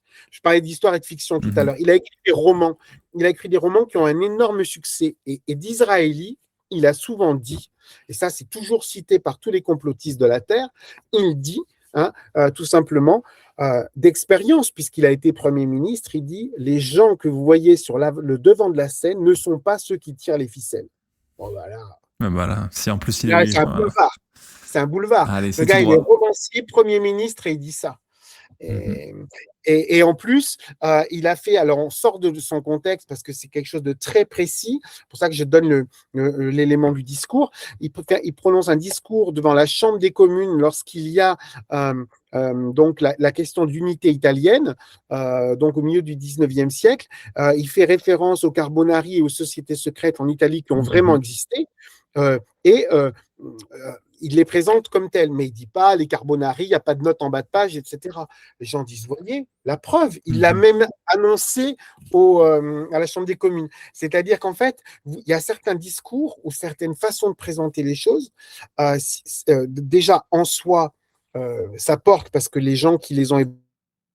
Mais si en plus vous les détourez, vous les sortez de leur contexte et vous dire là, vos questions puissantes, preuve, vous voyez bien qu'ils sont là. Et ça, vous le recyclez 100 ans plus tard.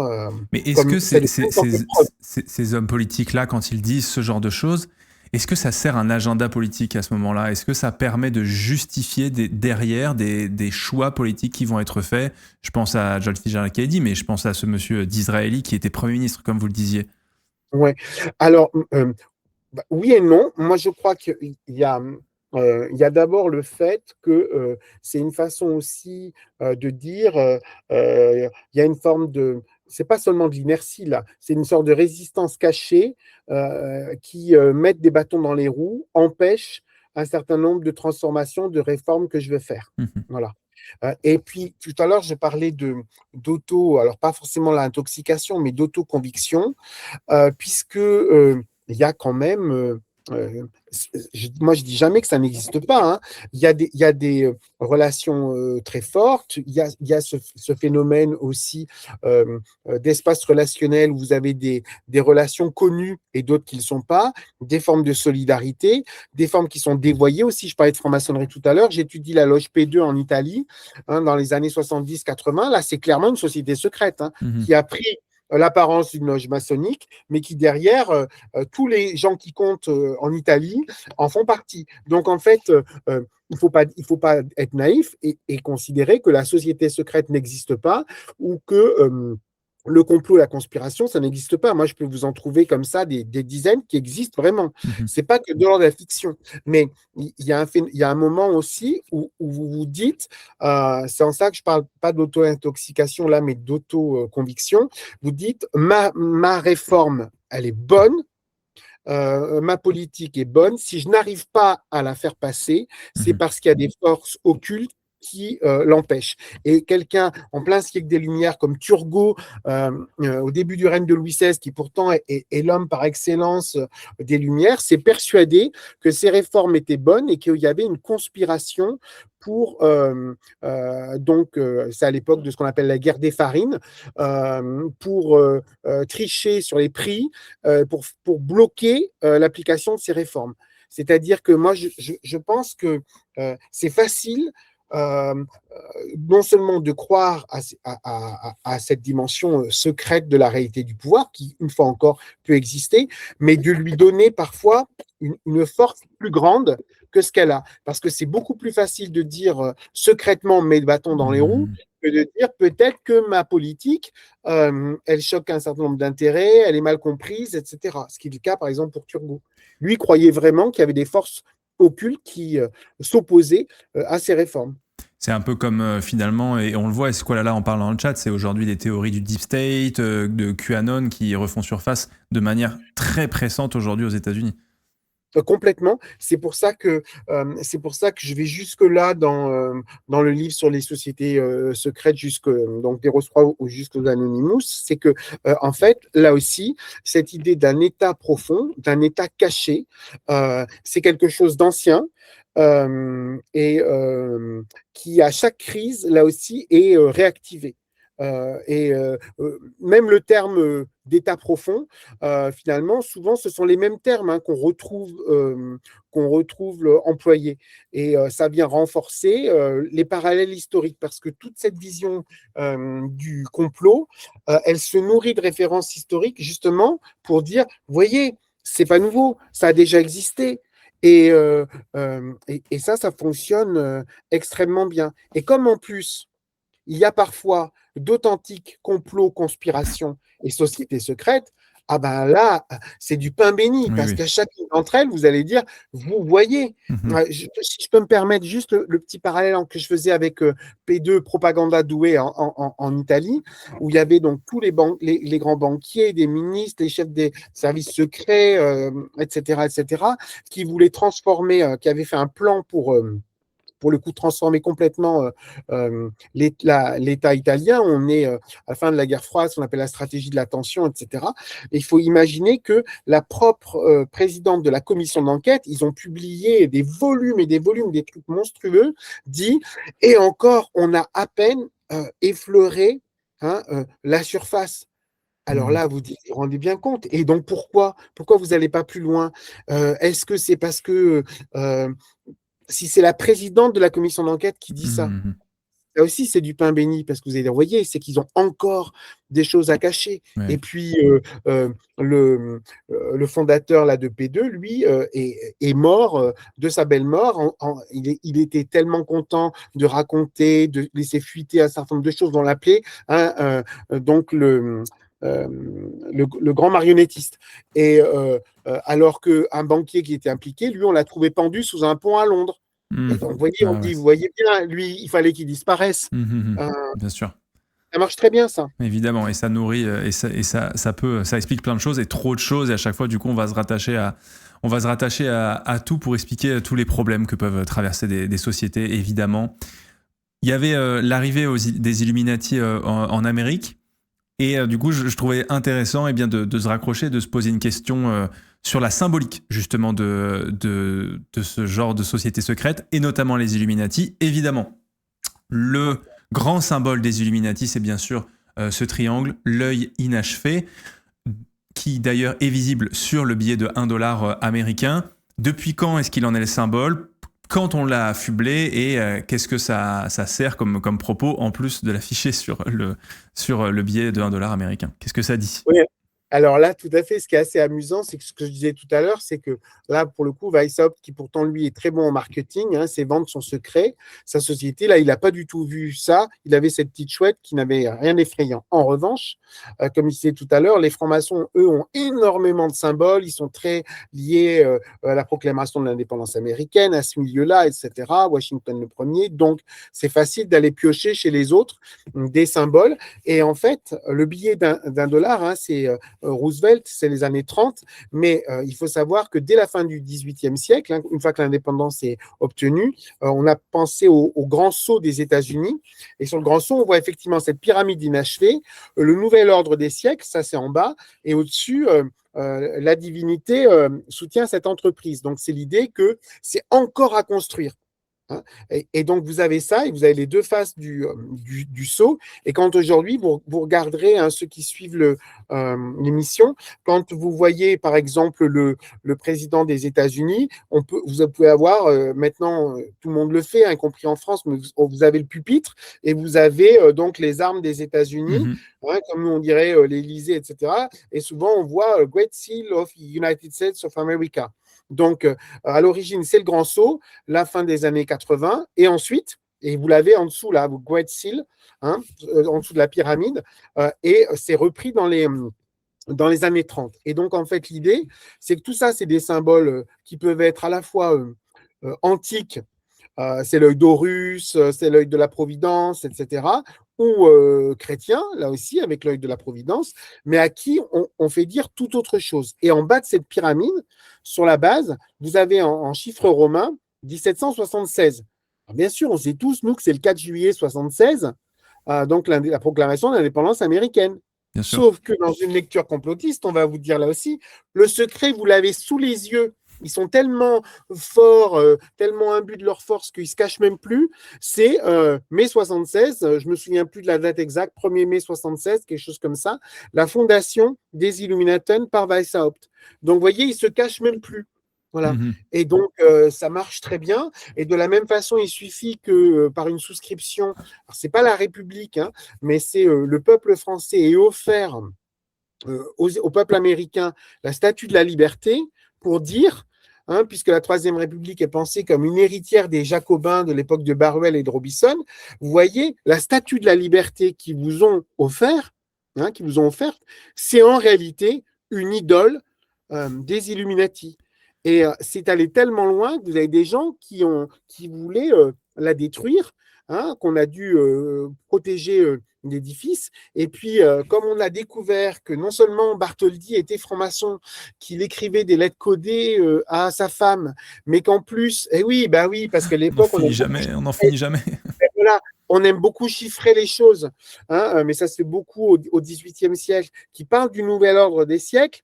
Ben là, c'est mort, parce qu'au départ, et là aussi, la fiction se mélange avec de l'histoire, parce qu'au départ, cette statue de la liberté, elle était destinée au canal de Suez, à la partie orientale du canal de Suez. Mhm. Et il n'a pas pu la vendre au pacha d'Égypte, ni à Napoléon III, parce qu'il y a eu Sedan après. Donc, il l'a gardée dans ses tiroirs, hein, c'était une maquette, puis il l'a ressortie au moment où on a voulu fêter le centenaire de l'indépendance américaine. C'est arrivé un peu plus tard, parce qu'il y avait du retard dans le financement, etc. Et au départ, c'était à la fois un mélange entre une divinité païenne, euh, égyptienne, Mhm. hein, et puis une paysanne. Quand on a les maquettes, hein, on a les maquettes et puis les moulages en argile au musée de Colmar, et on voit comme ça. Et donc, pour les ultra-conservateurs religieux américains de la fin du 19e siècle, parce qu'ils ne datent pas d'aujourd'hui, hein, ils sont présents et à la fin du 18e et à la fin du 19e siècle, c'est bien la preuve qu'on a voulu importer d'Europe en Amérique une idole païenne avec derrière le paganisme. Alors, chez certains, ça peut être l'athéisme, d'autres, ça peut être toutes sortes de choses, alors que les États-Unis devraient être complètement tournés vers ce qu'ils appellent la destinée manifeste, Mhm. c'est-à-dire ce plan divin. Et donc, on peut tout interpréter, et ça marche du tonnerre. Et ça marche très bien. Et justement, vous parliez de femmes. On n'a pas beaucoup parlé des femmes pour l'instant dans nos sociétés secrètes. Est-ce que les sociétés secrètes, comme on les imagine, est une histoire d'hommes plutôt, ou il y a même type des sociétés secrètes d'ailleurs, comme par exemple il y a des loges maçonniques qui sont des loges non mixtes d'ailleurs, uniquement dédiées aux femmes. Alors là aussi c'est tout à fait intéressant, et on le voit bien même dans l'aspect contemporain. C'est clairement, alors moi je dirais pas masculiniste parce que c'est se tromper de période, mais la dimension d'une domination masculine, elle est très claire. Mhm. Les sociétés secrètes, elles sont vraiment, et puis alors dans l'Antiquité, ça se voit tout particulièrement, par exemple pour Athènes, là, les mystères d'Éleusis, parce que c'est forcément seuls les hommes comptent. C'est très clairement des clubs d'hommes, hein, des sociétés d'hommes, ça c'est sûr, mais on peut aussi avoir des femmes comme sympathisantes, qui vont aider, apporter des fonds, etc., transmettre, mais c'est vraiment une société d'hommes. Et autant j'ai expliqué tout à l'heure que dans cette fascination, il y avait le secret, le pouvoir et le sexe. Par exemple, moi, ce qui m'a frappé chez les Illuminatons, c'est qu'il n'y a rien. Pourtant, ils essaient d'activer tous les leviers de pouvoir, le sexe, jamais. Mhm. Le sexe, jamais, sauf si pour ça, si on cherche à savoir si tel ou tel homme influent a des affaires extra-conjugales. Mhm. C'est révélateur, hein. C'est comme levier comme ça, mais la dimension du sexe n'apparaît jamais. Et ça manque souvent dans la rhétorique du complot, parce que dans la conspiration secrète, on voit bien, alors même à l'époque contemporaine, hein, avec le Pizzagate jusqu'à l'affaire Epstein, il y a cette composante sexe. Alors que dans mais comme outil de domination, hein, bien évidemment. Alors que dans les sociétés secrètes historiques, cette dimension-là n'est pas présente. C'est vraiment un groupe d'hommes. C'est vraiment une sorte de spécialité masculine à ce moment-là. Complètement. Il y a ce que je trouvais intéressant, c'est que Donald Trump a, on va dire, réactivé il y a un an à peu près maintenant la loi de l'Alien and Enemies Act. Et donc toute cette série de lois qui ont vu le jour à la fin du XVIIIe siècle, notamment les Alien and Sedition Act. Est-ce que vous pouvez nous replonger dans ces lois et qu'est-ce qu'elles alimentent aussi, cette histoire de l'ennemi de l'intérieur justement? Alors ça, le parallèle est quand même assez flagrant, hein. On évoquait tout à l'heure ce qui s'est passé pour l'Angleterre avec ce livre et puis les conséquences judiciaires. On a exactement les mêmes choses aux États-Unis, sans doute encore plus renforcées parce que quand on dit la société américaine est une société polarisée enfin, très violente, non seulement dans les actes, hein, mais aussi dans les attaques, c'est pas nouveau là encore. Hein. À la fin du XVIIIe siècle, c'est déjà ultra violent. Les campagnes sont très polarisées et on a un président donc, qui s'appelle John Adams. Hein, c'est le président qui a succédé à Washington.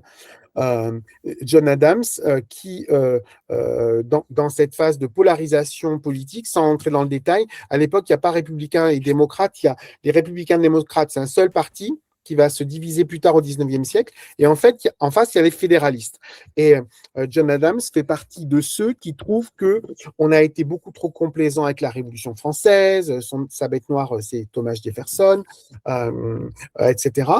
Et qu'en en fait, il y a un risque d'être gagné par ces radicaux. Hein, ces radicaux qui sont là, qui sont très sensibles aux idées qui viennent d'Europe, voilà. Et comme en face, bien évidemment, on ne se laisse pas faire et qu'on utilise la presse, il brandit justement, et tout ça c'est lié, la menace donc des Illuminati et des radicaux, relayée par la presse. Pour donc faire adopter un ensemble de lois qui concernent non seulement les influences étrangères, une sorte d'ennemi de l'intérieur, comme vous dites, mais aussi leur relais dans les médias. Donc c'est ça, c'est très très moderne. Hein. La conséquence de ça, c'est que le propre petit-fils de Benjamin Franklin, pourtant une figure, il est mort en 90, c'est une des figures majeures de la Révolution américaine, est mis en prison, et d'ailleurs il mourra en prison, parce que désormais, si vous diffusez des informations ou si vous avez des propos qui sont considérés comme contraires aux intérêts du gouvernement américain, vous pouvez être placé en détention. Donc c'est ultra violent hein, comme ça. Et il y a une opposition très forte. Il y a des élections de mi-mandat en 98. Il y a une élection présidentielle en 1800 que John Adams, qui est le président sortant, va perdre au profit de Jefferson. Et c'est là que ses soutiens vont dire ils nous ont volé l'élection. Et 2 ans avant de les perdre, en 98, en plein dans cette période de ces lois, Sedition and Alien Act, ce qui va se passer, c'est que on va dire, on ne sait pas où ils sont. Donc 98, on est quelques semaines après l'apparition des 2 livres dont on parlait tout à l'heure. Hein. On ne sait pas où ils sont, mais c'est son propre. C'est l'un des ministres de son administration, de son gouvernement, qui va dire, mais en fait, est relayé par des pasteurs ultra conservateurs, qu'on appelle congrégationalistes, qui vont dire, en fait, on ne sait pas où ils sont, mais regardez à qui profite le crime. Le crime va profiter à Thomas Jefferson. Et comme il dénonce ça le 4 juillet 98, par exemple, hein, ces 2 frères, les frères Dwight, l'un est président d'Yale, l'autre est un pasteur ultra connu. Comme en 1800, j'ai fait un lapsus en disant 2000, en 1800, ils perdent l'élection, ça veut donc dire quoi? Ça veut donc dire que, effectivement, c'était prévu d'avance. Hein, c'était prévu d'avance, quel que soit le jeu électoral, on devait perdre, hein, notre candidat, donc John Adams, devait perdre, et ça prouve à quel point ces lois devaient être prises, adoptées, parce que le mal était là. Et donc, effectivement, quand Trump perd donc à l'issue de son premier mandat sa réélection, c'est facile de faire un pendant, un parallèle avec John Adams en disant voilà, nous aussi on s'est fait voler l'élection, et à l'époque on a sorti un film d'animation hein, qui s'appelle Trump versus Illuminati, qui se passe dans l'espace. Voilà. Donc en fait, la force de ce type de démarche, c'est qu'en réalité, vous vous affranchissez complètement du lieu, de l'espace, du temps, pour créer un scénario qui fait que vous retombez toujours sur vos pieds. Parce que la preuve, ils étaient là, on le savait, et ils ont quand même remporté l'élection. On n'a pas réussi à les battre. Et donc là, cette dimension d'une sorte d'état profond qui ne respecterait pas les règles du jeu, bah, c'est déjà très, très, très, très présent. Et donc, effectivement, parfois sans même savoir où il va, parce que lui pense surtout maquiner la présidence impériale à la fin du Mhm. 19e siècle. Mais c'est tellement important pour lui de se dire, voilà, ces lois, elles ont été prises, sont de Mhm. bonnes lois. Finalement, je n'invente pas, je les Et oui. remets au goût du jour parce que cet ennemi de l'intérieur, il est toujours là. Et ça, dans la base MAGA, comme auparavant, elle était très largement influencée par le mouvement QAnon, etc., ça fonctionne très, très bien. Hein. Ah, c'est vraiment très intéressant et sans tirer de parallèle trop abusif entre deux périodes qui sont évidemment très différentes et il faut faire attention aux comparaisons en histoire. Mais c'est intéressant en tout cas de voir qu'à la réponse d'une révolution, à la réponse d'une avancée ou en tout cas d'une comme perçu à l'époque, en tout cas par les révolutions, comme des choses qui allaient contre la vision des pères fondateurs, il fallait absolument revenir en arrière, éviter que ces idées nouvelles infusent dans la société, puisque eh bien, elles allaient dévoyer des valeurs. Et donc, voilà. Mais bon, c'était prévu qu'ils perdent de toute manière. Donc, on avait volé l'élection déjà en 1800 à John C'est ça. Adams. Mais ce parallèle est vraiment très intéressant. Et ça me fait poser une autre question. Comment est-ce qu'on peut faire société, comment est-ce qu'on peut créer une société qui croit dans les sociétés secrètes, pas qui croit en pas qui croit en leurs idées, qui croit en leur existence, pas euh, parce que justement cette idée de vivre dans une société où le complot est permanent et où on cherche à nous mentir délibérément crée cette sorte de défiance et cette incapacité il semble-t-il, de faire société. C'est ça qui fait un petit peu peur. Comment est-ce qu'on on discute, comment est-ce qu'on crée ce dialogue là finalement? Ah ben, complètement. Là, c'est la dimension civique qu'on évoquait au tout début qui est importante. Moi, j'ai pas de réponse miracle du tout hein, par rapport à ça. Mais c'est une réalité. C'est-à-dire qu'en fait, moi, ce qui me frappe, mais c'est pas, euh, c'est pas moi qui le dis, hein, c'est quand toutes celles et ceux qui travaillent ou qui voient même le fonctionnement des réseaux sociaux, etc., quand on parle de cette pensée en silo, des chambres d'écho, etc., c'est-à-dire que, mais vous voyez on n'a pas attendu les algorithmes hein, pour dire que finalement, qu'est-ce qu'on fait? Eh ben, on va naturellement vers ceux qui pensent comme nous. Quand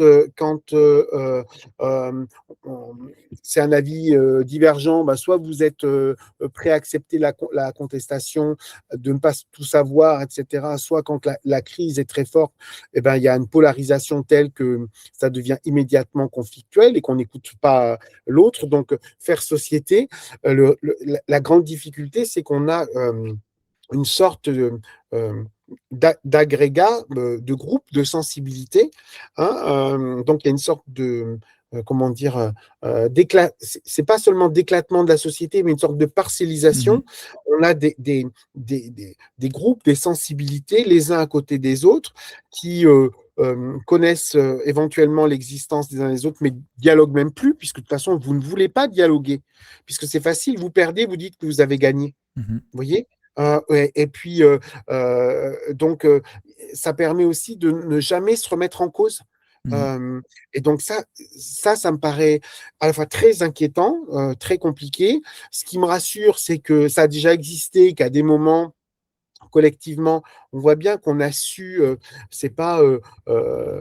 Enfin, la raison était là et puis elle n'est plus là. C'est que à un moment donné, il y a aussi des phénomènes de sursaut collectif.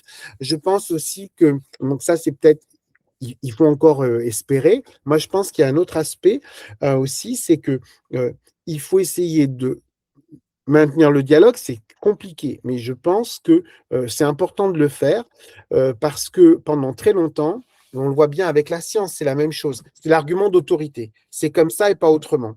Et donc, en fait, les gens, l'argument d'autorité, il y a des gens qui se sont sentis humiliés parce qu'on leur disait non, mais en fait, vous êtes trop bête pour comprendre, etc. Mhm.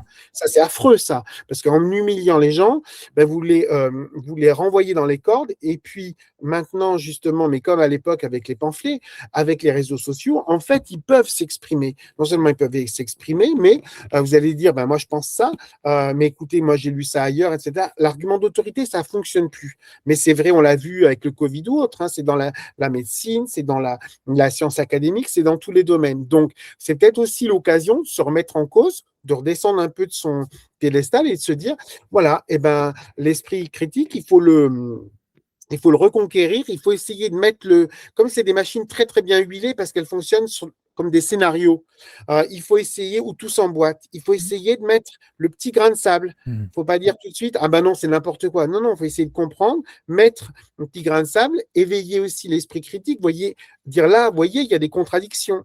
Je pense il faut être modeste et faire comme ça. Parce que moi, ce qui me frappe dans ces théories de la conspiration et puis ceux qui y adhèrent, certains de toute bonne foi, il n'y a pas que des manipulateurs, hein. Il y a beaucoup de gens qui adhèrent de toute bonne foi.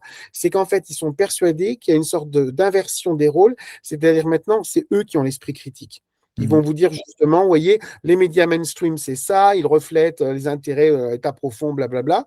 Hein, alors que nous, précisément, on a un esprit critique, on est allé voir derrière l'apparence, le fameux 1776 dont on parlait tout à l'heure et tout. Donc, je pense qu'il faut faire preuve de modestie, de se dire, OK, ben, il y a un combat à mener, mais dès lors qu'on veut le faire, hein, pour essayer de faire retour à une forme d'esprit critique, d'essayer de dire, voyez, ben, les choses, elles sont peut-être plus complexes que ça. Là, il y a des choses, enfin, comment peut-on croire que les Templiers mènent encore Oui. la danse au début de la Révolution? Le problème, c'est que si on dit juste c'est débile, ben, ce n'est pas un argument. Parce qu'en fait, ceux qui penseront que bah oui, ça fonctionne bien, la preuve, c'est dans les jeux vidéo, Mhm. eh ben, ils auront plus d'arguments. Donc, je n'ai pas la solution, mais je pense que déjà une forme de modestie, de respecter l'avis de ceux qui ne sont pas d'accord et pas leur asséner des arguments d'autorité, c'est un premier pas. Et qu'après, ben, il faut expliquer, il faut essayer de démonter le mécanisme, de dire, vous Mhm. voyez, bah là, c'est pas si simple. Ça, on nous l'a déjà raconté à une autre époque. Ouais. Voilà les preuves. Moi, je sais que pour certains éléments, je dis voilà les documents. Et puis, je vous donne les éléments éventuellement pour la contextualisation. Faites-vous votre propre avis.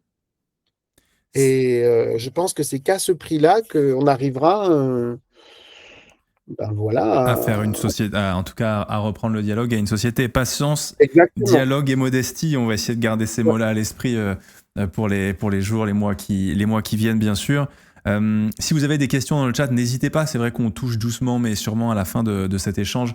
Absolument passionnant. Et je pense que dans le chat aussi, prenez beaucoup de plaisir parce on essaie d'aborder beaucoup de choses très diverses et vous le faites avec beaucoup de pédagogie. Moi, je peux pas m'empêcher de vous poser la question parce que vous travaillez quand même sur un sujet qui est quand même éminemment épineux et notamment sur Internet. Est-ce que vous avez déjà eu des questions, des rencontres avec des gens, comme vous le disiez, qui étaient complètement habités par ces idées-là, par les Illuminati, par les complots francs-maçons, etc. Qu'est-ce que Mhm. justement, enfin, le dialogue doit être assez fou. Est-ce que vous avez un exemple en tête peut-être de dialogue des fois où vous dites il va falloir prendre le temps et avoir beaucoup de modestie et de patience pour pouvoir discuter. Ah oui, ça m'arrive quand même souvent. Je me suis jamais dit c'est dangereux, etc. Parce que je pense que si c'est pour travailler dans son coin, et non, non, ce qui est bien, c'est dialoguer, etc. Mais parfois, vous êtes, comment dire, vous êtes complètement pris de court parce que ça va tellement loin, où il y a des liens qui sont tellement inattendus que de temps en temps, effectivement, faut s'accrocher. Mais moi, ce qui peut m'aider du point de vue de l'histoire, c'est que je pense quand même à la fin du 19e siècle, vous avez quelqu'un comme Léo Taxil, juste pour faire en deux mots, c'est lui qui a développé l'idée qu'il y avait un projet satanique. Alors, il était fondamentalement anticlérical, et puis il s'est dit j'ai la révélation, j'ai vu ce projet satanique. Il a fait un argent monstrueux avec ça, des livres, des feuilletons, des publicités, etc. Il a été reçu par le pape, alors que c'était un bouffeur de curé. Et puis, quelques années après, il dit bah, je me suis bien foutu de la gueule de tout le monde, tout ça, c'était du canular. Sauf que là aussi, il y a des gens qui se sont dit non, non, mais c'est qu'on lui a fait peur. On lui a dit que mon gars, si tu veux survivre, il faut que tu dises que c'est un canular et que tu ne l'as pas monté de toutes pièces. Donc, l'histoire, elle permet aussi de prendre du recul et de se dire, il y a des gens qui sont clairement des manipulateurs et qui veulent profiter des craintes de nos contemporains, qui sont les nôtres aussi. Il y en a d'autres qui y croient de bonne foi et que parfois, ben, il faut essayer d'écouter. Il ne faut pas déjà dire tourner le dos et pas écouter, et essayer de discuter. Mais moi, par exemple, j'ai eu, quand je faisais le livre sur les Illuminati, au moment où je corrigeais les épreuves du livre, donc le livre il allait sortir, l'éditeur avait fait la publicité sur le livre en question. Des gens m'ont écrit, hein, puisqu'ils ont fait le lien entre mon nom, le bouquin, etc., pour m'envoyer des photos, des photos en noir et blanc, d'un type vaguement avec tout un costume, des symboles, etc., qui n'avait rien d'Illuminati en particulier, puisque je vous ai dit, eux ont quasiment pas de symbole, en disant, vous voyez, c'est la preuve qu'on existe. Voilà, c'est la preuve qu'on existe, vraiment. Alors, qu'est-ce que vous allez dire, etc. Ben, je dis, moi, de toute façon, j'étudie les deux plans, le plan historique et puis le plan de la fiction aussi après. Et après tout, chacun, comme Weishaupt a créé sa société, chacun de nous, ce que je disais tout à l'heure, mais à la fois, je disais ça pour rire, mais c'est aussi très sérieusement, c'est-à-dire que tout le monde peut créer sa propre société secrète en s'inspirant des uns et des autres, que tout le monde a fait. Alors, la plupart du temps, ça ne va pas plus loin que le projet écrit, mais parfois, ça va très loin et ça prend cette dimension-là. Donc oui, oui, on a toujours des surprises. Moi, cette surprise-là, c'était ces photos. Et après, quelqu'un qui m'avait contacté depuis le Mexique, et je ne savais pas si c'était vrai, faux, etc., qui m'avait parlé de la correspondance donc secrète, cryptée, de Bartholdi avec son épouse. Et alors, j'ai voulu, je lui ai demandé des preuves pour vérifier, etc. Donc, je l'ai cité en note dans l'édition de poche. Et après, je me suis dit, et là, c'est là la limite de l'exercice. Je me suis dit, est-ce que j'en parle ou pas? Parce que si j'en parle, mais sans contextualiser, sans avoir les documents, enfin, il m'a fait des photos, etc. J'ai vu un certain nombre de choses et que je dis qu'effectivement, il y a ces lettres et tout, mais sans mettre dans perspective, les gens peuvent aussi être tentés de prendre au pied de la lettre quand il parle du nouvel ordre des siècles, exactement comme sur le billet tout à l'heure, pour dire, vous voyez, c'est bien la preuve que il y avait ce projet derrière. Donc, et en fait, je ne devrais pas me poser la question parce que je devrais me dire, je fais confiance en l'intelligence du lecteur de dire, voilà, je vais interpréter. C'est pour ça que moi j'ai dit, finalement, je mets les informations en note, et puis je mets les informations dans le livre, et je dis, moi je ne sais pas en dire plus, parce que je suis, comme vous le disiez tout à l'heure, je ne suis pas dans la tête de Bartholdi. C'est à chacun de se faire son opinion. Et c'est là qu'on voit aussi le fait de la modestie, c'est que tout simplement, on ne sait pas tout, et puis deux, parfois, il y a les limites de ce qu'on peut interpréter ou pas interpréter. Mais on n'est jamais, en travaillant là-dessus, on n'est jamais surpris. Ah oui. Ça, je peux vous assurer que. Il y a Alex Boll qui pose une question dans le chat. Est-ce qu'en travaillant sur ces sujets, est-ce que vous avez été approché par des sociétés secrètes? Est-ce qu'il y a des sociétés, des groupes de gens qui vous ont dit est-ce que ça vous dirait de nous rejoindre, qui se définissaient en tout cas comme tels, ou peut-être même des résurgences un peu folkloriques d'autres, comme les Illuminati par exemple? Je ne sais pas s'il existe aujourd'hui des... Oui, alors moi, par contre, là, je peux mettre en garde celles et ceux qui nous écoutent. Il y a toutes sortes de sites, soi-disant Illuminati ou néo-Illuminati sur Internet. Là, une des premières choses qu'on vous demande, c'est les coordonnées de votre carte bancaire, hein. Oui, Donc, d'accord. voilà, Ok, donc ça, attention, ça vous s'appelle prenez la- du racket, messieurs, dames. voilà, ça, on Faites est attention. d'accord. Mais plus sérieusement, oui, moi, ce qui m'a surtout frappé, c'est par rapport au Rose-Croix. C'est-à-dire, alors, je sais il y a des groupes néo-rosicruciens qui ont pignon sur rue, qui existent aujourd'hui, etc. Mais quand j'essaie d'expliquer au départ, c'est une fiction littéraire, mais qui a tellement bien marché que certains l'ont créé, il y a lors de conférences des gens individuels ou groupes en disant nous, on est Rose-Croix, vous savez, on a vraiment eu une révélation. Alors ça, c'est tout à fait légitime, chacun Mhm. peut croire, etc. Ou alors dire, voilà, nous existons vraiment. Et puis, alors, soit pour vous dire, ça vous intéresse, soit, c'était jamais négatif, mais c'est sous cet angle-là. Et je dis, moi, ce qui m'intéressait, et donc, autrement dit, on existe vraiment. Mais j'ai dit, mais bien sûr que vous existez vraiment. Moi, je n'ai jamais dit qu'il n'existait pas. J'ai dit que c'est le côté, j'aime pas le jargon, mais performatif du discours, c'est-à-dire qu'on l'a tellement raconté au début du Mhm. XVIIe siècle, ce discours sur le char que vous voyez tout à l'heure, la Rose-Croix, ses capacités, visibilité, invisibilité, médecine des corps et des âmes et tout, que les gens se sont dit, mais c'est génial, on va le créer. Sauf que, bien évidemment, si vous êtes 3 siècles après, moi, ce qui me gêne, c'est la généalogie. La Mhm. généalogie, c'est une filiation symbolique. Vous n'êtes pas, c'est comme les Templiers dans Assassin's Creed Unity au début de la Révolution. C'est quand même pas les mêmes que ceux qui étaient sous Philippe le Bel. Vous Mhm. voyez, c'est juste par rapport à ça. Mais oui, oui, vous avez ce type de rencontres et des gens qui disent, mais vous savez, si vous venez nous rejoindre, vous verrez les choses autrement, hein. Bien Oui, sûr, vous comprendrez si vous passez voilà, de l'autre côté du exactement, miroir. du miroir. Oui, tout à fait. En tout cas, merci beaucoup Pierre-Yves Beaurepaire pour cet entretien. C'était absolument passionnant. Je le rappelle, vous avez votre ouvrage qui est vraiment génial aussi, que j'ai eu l'occasion de lire pour préparer cet entretien, Les sociétés secrètes des Rose-Croix aux Anonymous, 17e, 21e siècle. C'est disponible, c'est édité chez Talendier, en plus une maison d'édition qu'on aime beaucoup.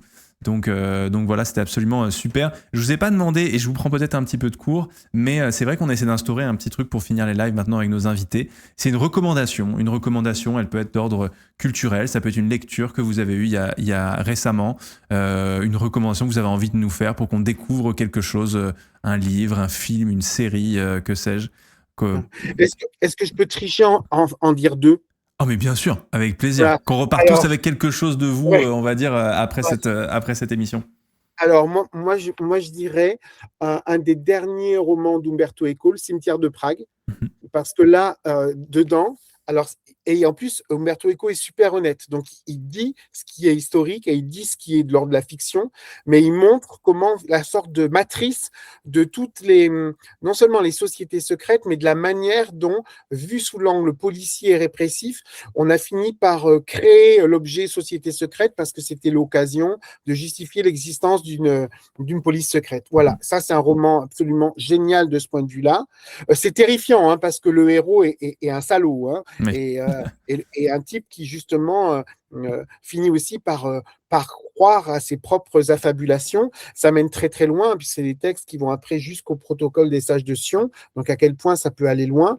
Euh, et il invente au départ le petit-fils de celui qui a écrit une lettre à l'abbé Baruel pour lui dire Maître, votre livre est génial, le livre dont on parlait tout à l'heure, mais vous oubliez que les principaux les conspirateurs sont les juifs. Et c'est ah oui. l'origine du complot judéo-maçonnique, etc. Donc ce bouquin est super. Et alors l'autre que moi je suggérerais, bon, qui est roman graphique ou le film, hein, mais le roman graphique est génial, c'est V for Vendetta, hein, ce qui est à l'origine justement des masques du masque des Anonymous. Et là, on a une vraie conspiration, la conspiration des poudres au début de l'Angleterre du XVIIe siècle, qui devient ensuite, eh bien là, sous les traits de vie de V. Donc, voilà, c'est l'idée vraiment de se libérer du monde oppressif dans lequel on vit, où ceux qui devraient protéger tuent, assassinent, sont des pervers, enfin, etc. Et la, euh, le roman graphique est génial et le film aussi. Et on voit à chaque fois les correspondances histoire, fiction. Et je pense que l'association des deux permet de rentrer vraiment dans ce monde de l'univers secret. Pour moi, Ouais. les deux sont géniaux. Et pour le coup, je savais pas que c'était Alan Moore qui l'avait fait, mais Alan Moore qui a aussi fait Watchmen, qui est un incroyable, un incontournable dans le monde des comics aussi, et que franchement, je peux vous conseiller. Mais merci beaucoup pour ces deux recommandations. Les gens dans le chat étaient enthousiastes, en tout cas, ils l'ont été toute la soirée d'ailleurs. Merci. Donc Merci beaucoup. merci, un grand merci pour votre pédagogie, pour vos explications, parce que c'est quand même très tentaculaire quand même, hein, ce sujet, parce que ça part dans tous les sens, toutes les Ouais. périodes. Et donc c'était vraiment super de pouvoir un petit peu nous mettre sur les rails pour qu'on puisse mieux découvrir les sociétés secrètes, certes, mais les mythes et comment est-ce qu'ils se construisent. Et c'est d'autant plus important dans la période que nous vivons aujourd'hui. Donc merci beaucoup pour ça, Pierre-Yves Beaurepaire. Merci, Amandine. Merci pour votre invitation. Merci, Merci à tous c'était un vrai plaisir. Passez une excellente soirée et peut-être à bientôt pour, sait-on jamais, un épisode 2. Ce serait avec grand plaisir. avec plaisir. Au Merci, revoir. bonne soirée, au revoir. Au revoir. C'était absolument génial. J'espère que tout le monde a apprécié. C'était vraiment très chouette. Merci à ceux qui ont découvert les live histoires ce soir. J'en profite pour faire l'outro également des podcasts. Merci beaucoup à ceux qui nous ont écoutés en podcast, ceux qui nous ont regardés en rediff sur YouTube, le Cercle de l'Histoire. N'hésitez pas à aller vous abonner d'ailleurs si ce n'est pas déjà fait, que ce soit sur toutes vos meilleures plateformes de podcast. Franchement, foncez, voilà, Apple Podcast, Spotify, Deezer, on est dessus. Et également, et bien sur YouTube, le Cercle de l'Histoire, allez vous abonner, ça nous permet de de bien nous référencer, etc. Et donc on va continuer, on va en faire de plus en plus. La programmation se remplit bien pour les live histoires. D'ailleurs, le prochain, je vous le dis, c'est la semaine prochaine, mercredi 18. Soyez là, puisque nous aurons le plaisir d'accueillir Nicolas Lebourg, historien spécialiste de l'extrême droite, et nous évoquerons avec lui, on a encore un peu déterminé toutes les bandes du sujet, mais les origines de l'extrême droite en France et aussi l'extrême droite au lendemain de la Seconde Guerre mondiale. Comment est-ce qu'elle s'est reconstruite, quelle a été sa genèse, et ça va être vraiment trop cool d'avoir Nicolas Lebourg avec nous la semaine prochaine. Le GOAT, tout simplement, ça va être très très très intéressant, donc soyez là la semaine prochaine.